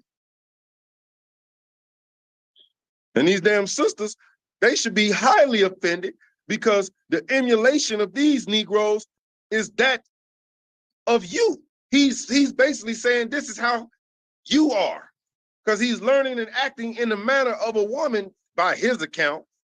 So the atrocities and the abomination of these men, y'all sisters should feel some type of way about the misrepresentation of yourself by them. But no, 70s, 60s, 70s, 80s, oh, damn He-Man, damn lesbian man, he was like a damn clutch purse. 5 Eves, and there's always one of them in the crowd. That nigga was like an accessory. They ain't go nowhere without one. They help usher this into this world. Cause he didn't want no quabah from you. He understood you. No, he was studying you. He was learning your ways. And now he got rights that you don't even have. So much to the soul that they rather kill you, take your reproductive organs and put them in him. So you damn right. You are grievous unto us even to behold. Let's drop down to 17, Doc.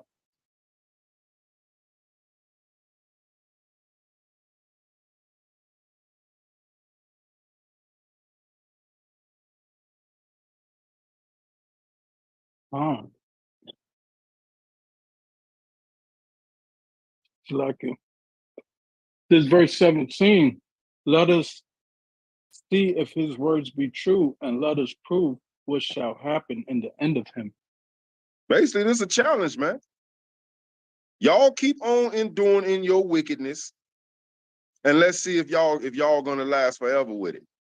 And we gonna keep enduring in this truth, doing this work of the Lord. And we'll see who prevail in the end. All right? Y'all winning because y'all winning backwards. So yeah, y'all beating us going backwards. You damn sure ain't winning the race to the kingdom.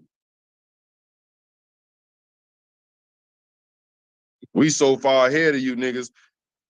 Like what J. Cole say, I done lapped them. They think they're ahead of me, but I'm really in front of them. Yeah, y'all ain't even turned this corner yet, man.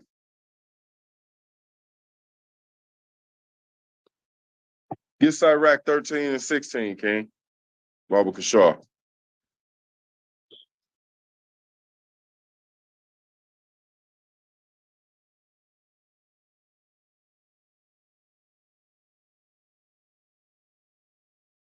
I got one more preset for you, Art.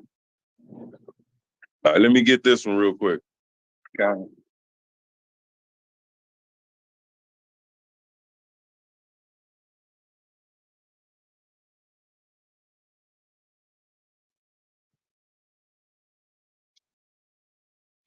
Y'all got bear with Zebulon, man. When he taking long like this, that's because he writing down the precepts too. Gotta remember, I agreed. So he got to take his notes to the precept too. So bear with him. Salakia. Yeah. This Sirach chapter 13, verse 16. All flesh consorted according to kind, and a man will cleave to his like. Hey man, I have no choice but to believe that. Okay? You can say what you want out of your mouth, but I'm gonna watch your actions, right? Picture speaks 1,000 words. But when that picture starts speaking, hey man, believe it. You can't tell me that they done told you that the music industry, the film industry, is all about homosexuality and pedophilia, and you still chasing after a record deal. I have no choice but to believe you're an undercover homosexual. They done told you what that industry is about. Why are you still trying to be in the industry? Because you can sort of, hey man, you can sort of with your kind. You just ain't told us that that's what you want, but your actions told us, right? Then the Lord say you could tell a man by his laughter, his excessive laughter and his dressing and his gaits, right? Read verse 17, Doc.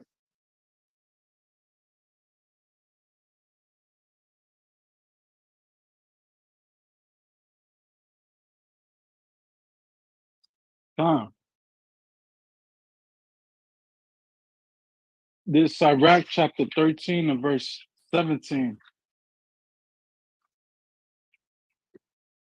Yeah, 17.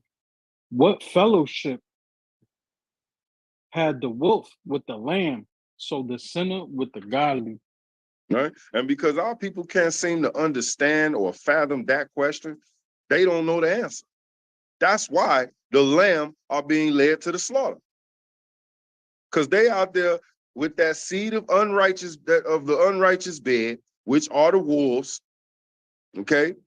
Ravenous wolves, okay? And they don't realize that they are damn lamb. And you out here partaking in all manner of wolf activities, and you get succumbed to it. You breaking the laws of the wolf world, and you being killed. Like I don't believe nobody, even when within the world, nobody killing niggas for no reason. Okay. To somebody on the outside looking in who don't understand what's going on between them two people, it looked like a senseless killing and he was killed for nothing. No, it was a reason. You just don't know it. But we know that the Lord's death angels are having a field day with that seed of unrighteousness. Right? And you lambs, you active duty Israelites, have no business trying to keep company with them. I know the hardest ones to break free from is the pack you used to be a part of. The wolf pack you ran with, your mama, your daddy, your siblings, your cousins, right? Your besties. That wolf pack got a hold on you emotionally. You better mentally kill their ass off emotionally. Because when the day come of the Lord put them to death, hey man, you might get took with them. You can't justify their behavior. You can't rationalize it and make it make sense or make excuses for them. They got the same option you have. The only difference is it comes by way of you being a light, bringing this word out every chance you get to them, around them. So, and if we doing our work like we supposed to be doing, then I feel like every person on this call, you done got down and got into it with your family members over this truth. So they've been warned already. They're choosing, and if they ain't trying to come into this light, they choosing to be with the wolves. They choosing to stay with that seed of an unrighteous bed. This is why when our people die and everybody's slinging snot and crying rivers all over the place, then they look over at the Israelite in the family and he over there looking like a soldier. And everybody want to accuse him of not having no empathy. You just don't have no emotions. It ain't that. I understand why his ass laying in that box over there. Now we get told that we're senseless, we're heartless, we don't have no compassion. I do. I have it for the Most High and his law, statutes, and commandments. You do his law, you get protected. You break his law, you end up in that box over there. That makes all the damn sense in the world to me. That's not Chinese arithmetic. That's clear as day and plain up on the tables, man. You ain't got no business. And if you had a mistake of understanding in the damn similitude of the wolf and the lamb, hey, he put a question mark behind it. That question mean kind of ponder that for a minute. Think about that. And then he clears it up and says, so the sinner with the godly. You ain't out there willingly, consciously sinning. You ain't got no business hanging with Negroes that are. I don't care how much they profess out of their mouth to be godly. Your works is what you're determined by. All right? Bring your precept out, and then I'm gonna end it with 3090. So I still got about damn 12 more precepts to go. Yeah, but I ain't gonna hold them all night, man. We ended at 12. I'm gonna just stop at Deuteronomy 30. I'll bring the other 12 out on one of my resuscitation hours. So, Y'all catch them sometime that during the random parts of the day. I'll pop up and be doing them. So I'll let it be known that this is the continuation of the seed of the unrighteous bed. It's like 12 more precepts. But for the sake of time, I'm gonna end it with Deuteronomy 30 and 19. And then that'll give brothers and sisters a chance to, have a free fall, with questions, statements, or whatever before we close it out. Con?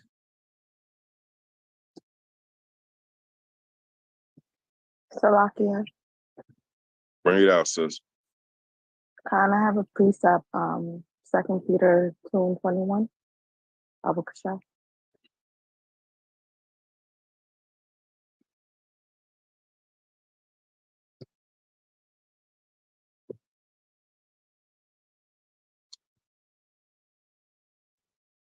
Con, sis.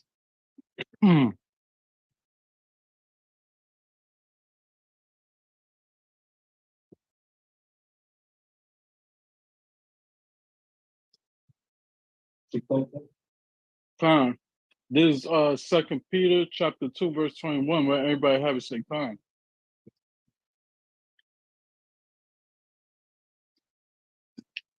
Con. And it reads, for it had been better for them not to have known the way of righteousness than after they have known it to turn from the holy commandment delivered unto them.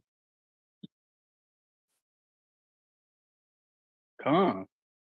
Why is that? Because after you come into this knowledge and you willfully choose to sin, man, there's no room for repentance for you anymore. All right? You know better, you do better. We were given these laws, statutes, and commandments to make us a better people, to make us a ruling household of kings, priests, princes, and princesses, royal blood. All right? And we threw that back in the Lord's face to swim with the damn pigs and wallow in the mud and act like the common folk. All right? We committed adultery as a wife. All right? To the laws as well as to the Most High. All right? And as a result of that, an unrighteous fruit was born. Okay? So that seed of that unrighteous bed that we climbed into with them heathen, that's what this scripture is talking about as well, man. You might as well not never known the laws of the Lord than to break them, because you have no excuse no more. It's the same way with my 7-year-old. When he messes up and I get on him, first thing he want to do is well up and get ready to run the till water. The till water come on. And hey, cut him off. You get no sympathy because you know right from wrong. I've already explained this to you. So when you chose to consciously stick your chest out and do the opposite of what you know you should be doing, when the punishment comes down, you stick your damn chest out, hold your head up, and you take your punishment with the same energy that you broke the law with. Ain't no cowering and crying now. All right? Endure your punishment the way you went after it, because you chased that punishment down. How we do things. And he'll tell me, in decency and in order. Was your acts of decency or in order with the law? No. So what you crying for? Nothing. You damn right you crying for nothing, because is your tears gonna get you anything? No. What is gonna get you? A whooping. Exactly, because now you're trying to play on my sympathy with your tears as if that's gonna make me not punish you for breaking the law. Hey man, but the Lord is merciful. He ain't me. I'm not him. He's merciful because he told us even in that affliction to cry unto him. How merciful is that, man? How much love is that? That I won't even take your ability to cry unto me and ask me for mercy. I won't take that from you, even though I know you consciously broke my law. Oh, I'm gonna punish that ass. I'm gonna punish you. But while you on punishment, I want to hear your pleas. I want to hear your I'm sorries. And when I lift that punishment up off you, I expect you to walk in them laws, statutes, and commandments. See, separating them tares from the wheat. We that wheat that's going into the storehouse, that's going to feed Israel.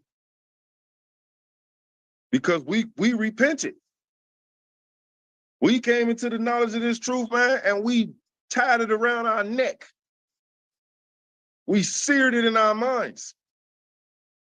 We wrote it on the hinges of our doors.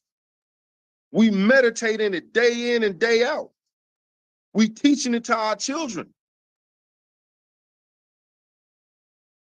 We didn't come into this beautiful knowledge of the Lord and then turn around and go right back to being wicked. Beautiful precepts, sis. Let's get that Deuteronomy 30 and 19.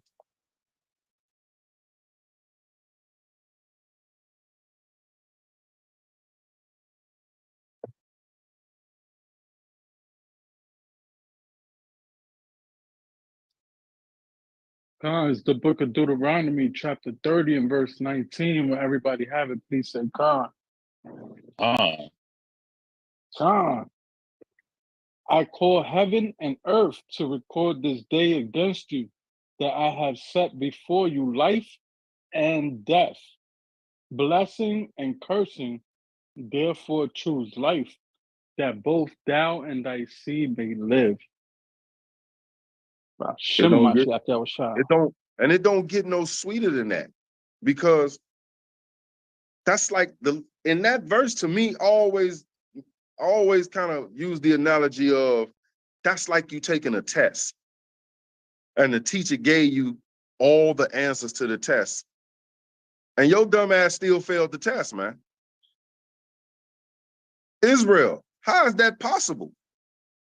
How did the Lord give us a test, gave us all the answers to the test, and we still fail? He said that I have set before you life and death. That's a choice. That's a choice. But then what did he turn around and say? Blessings and cursings. But he told you, he said, therefore choose life.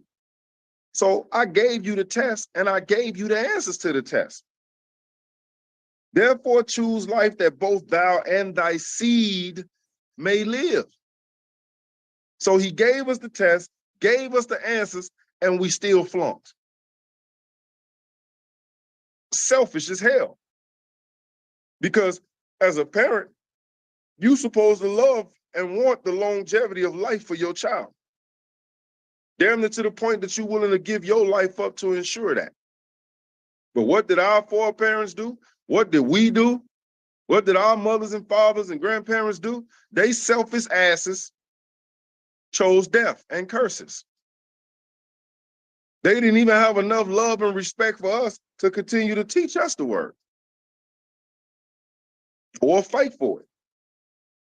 Now, granted, I know, slavery and all of that, but that word was still around. Because we can go into the scriptures and account for many of slavery situations where our ancestors said, kill us then. We ain't going against the law, kill us. My favorite, 2 Maccabees, chapter 7. I'd rather not be sitting here right now because my ancestors said kill me before I bent the laws of the Lord and left me here to have to deal with the crap I gotta go through. Right? Who was it? Mattathias or Job? One of them said he wished he hadn't never been born to see this. Mattathias, right? Why was I born to witness this of my nation, man? The atrocities of my nation. That's what lit the fire under him, man. To damn go to war against the heathen. But that's how I feel when I read this verse. My ancestors didn't care about us. Or they would have said, yeah, kill me. The bloodline died with us. We're not sending our future generations into the damn captivity of the white man. We all going back to the kingdom. You're gonna have to kill us. We ain't eating the pork. We ain't gonna not acknowledge ourselves as the Hebrew Israelites. All right? We ain't keeping none of your pagan ass holidays. We're gonna keep serving our God and doing his work and his laws. Or you're gonna put us to death. Right? And we see what happened when they try to go against the Hebrew Israelites who stood up like that, man. Ask Heliodorus. Okay? Prime example. The Lord gonna fight for us. Read about it in Joshua. Read around about it with Gideon. And that's your mindset that you should be in, man. Be in that seed of righteousness. All right? Because that's how the Lord is going to protect you. That's how the Lord is going to fight for you. Hey, man, even in the world, our parents kind of got that, oh, you fell and bumped your damn head, huh? That's what you get. I told you not to jump on the bed. But you wanted to jump on the bed anyway. Now you done fell off the bed and bust your damn head. Too bad. Yeah. Hard behind, a hard head make a soft behind, man. Or as Granny and them used to say it, and excuse the analogy, you don't think fat meat greasy. You don't think the boo-boo stink, huh? So the Lord will let you get down in that, man. All right? And that'll be what he'll use to destroy you, man. He'll give you up to that vile affection. So if you want to be a part of that seed of that unrighteous bed, continue to move contrary to these laws. You already told that their death is going to come quickly and it's going to be horrible. All right? Lord didn't just say they was going to die. He said it's going to be horrible. What's the precept, Gabar of Danyala, one of his favorite ones in Sirach, where it talks about the death that comes? Huh? 9, 10, 11. Sirach 9. So, wait to verse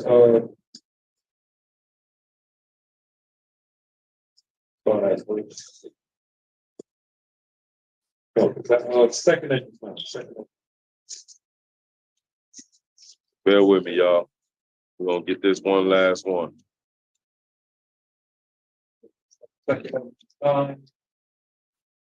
Kill 10. Go to 12. After that. Yeah. That's the one we want right there. Right. I'm going to read this. 2nd Esdras, chapter 9 and verse 10. It says, for such as in their life have received benefits and have not known me. Right? So the Lord is giving out blessings and you don't even acknowledge him. I talk about mine all the time, how when I was living that wicked lifestyle and I shouldn't be here. You know what I'm saying? By all accounts of the world, I should have been dead multiple times. But in the truth and examining myself and my life from then, I know now that I received benefits from the Lord and I didn't even know him. Right? He says, and they that have loathed my law, those who hated my law, while they yet had liberty. Right? Because these Christians are always talking about, oh, I live by the faith, grace of God. Then while you have that liberty, why are you not seeking out the mysteries of the law, statutes, and commandments and applying them to your life? He said, while they had yet liberty, and when as yet place of repentance was open unto them, understood not, but despised it. This is that seed of the unrighteous bed. All right, that place of repentance is open to them. We know it is because we out there bringing it to them. We're out there preaching the gospel to them, but they despised it. He says in verse 12, the same must know it after death by pain.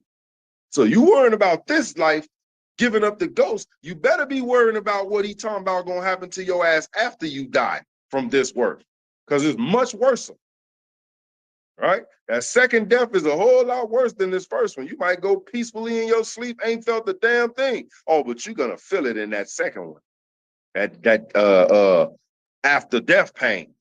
Right? The same must know it after death by pain.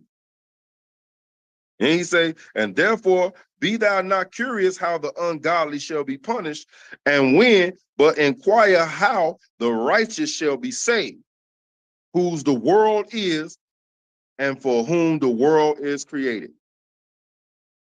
All right, and that's deep. Because he's telling you, you need to worry about your salvation. All right? Don't be spending all your time running around here rebuking everybody to the damn grave, man. How about some exhortation unto life? Don't spend all your time worrying about, oh, the Lord gonna put you to death. The Lord gonna chop your damn head from your shoulders. How about you feed them the scriptures that's gonna help them grow? Feed them the scriptures that's gonna help give them understanding of how to do the law. All while you're being the example. Like Philemon 1:6 talks about.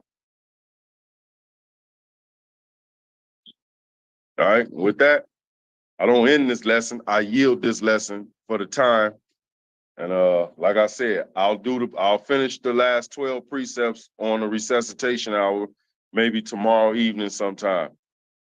And I'll entitle it, Seed of the Unrighteous Bed, Part 2. So for who all want to tune in, you'll know that this is the continuation of the lesson. So y'all can get the rest of the precepts to this lesson. And with that, I yield. And as the elder always say, man, if we reach one person with this word, we done our job. Our prayers is that all of Israel that has been chosen and predestined to keep these laws, statutes, and commandments be saved. There's no need of praying for the 2/3. The Lord said 2/3 is going to die, so don't waste your prayers on them. They ass going down either way it go. So pray for those that send this truth, that they continue to build and grow in this truth. Don't waste your prayers. All right. With that, all praises to the Most High. Abanawa Yahweh Bashem Mashiach Yahweh Shai. Y'all want to take some time and just build with each other for about 5-10 minutes or whatever, then we're going to close it out with the Lord's Prayer.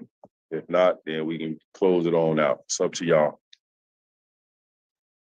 God, Mighty King, beautiful lesson.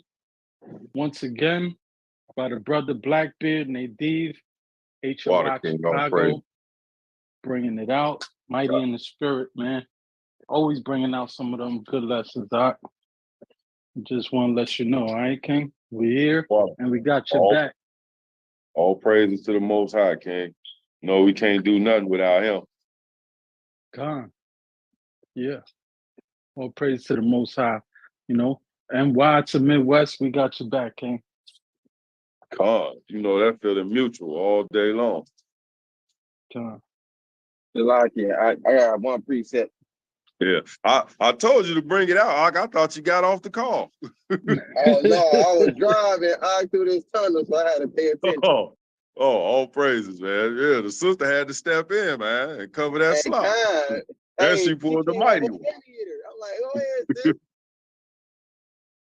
But let me get Psalm chapter 83, verse 4. Oh, classic precept. Go ahead, King. You can bring it out.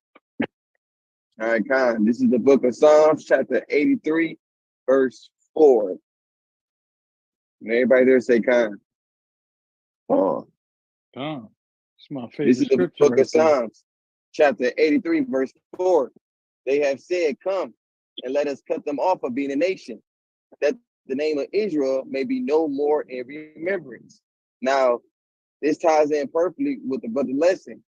Remember what he brought out in Matthew about the two children. The seed of one children is God, and the other seed is the devil, right? So when we dealing with these people trying to cut us off, so the Israel will be no more remembrance. You got to think about what type of seeds they plant within Israel: the homosexual seed, the rebellious seed, the whoremonger seed, the adulterous seed, and all those seeds. What it's going to do is, have you ever heard the term "one spoiled apple rot in the bunch"? So a little leaven, right?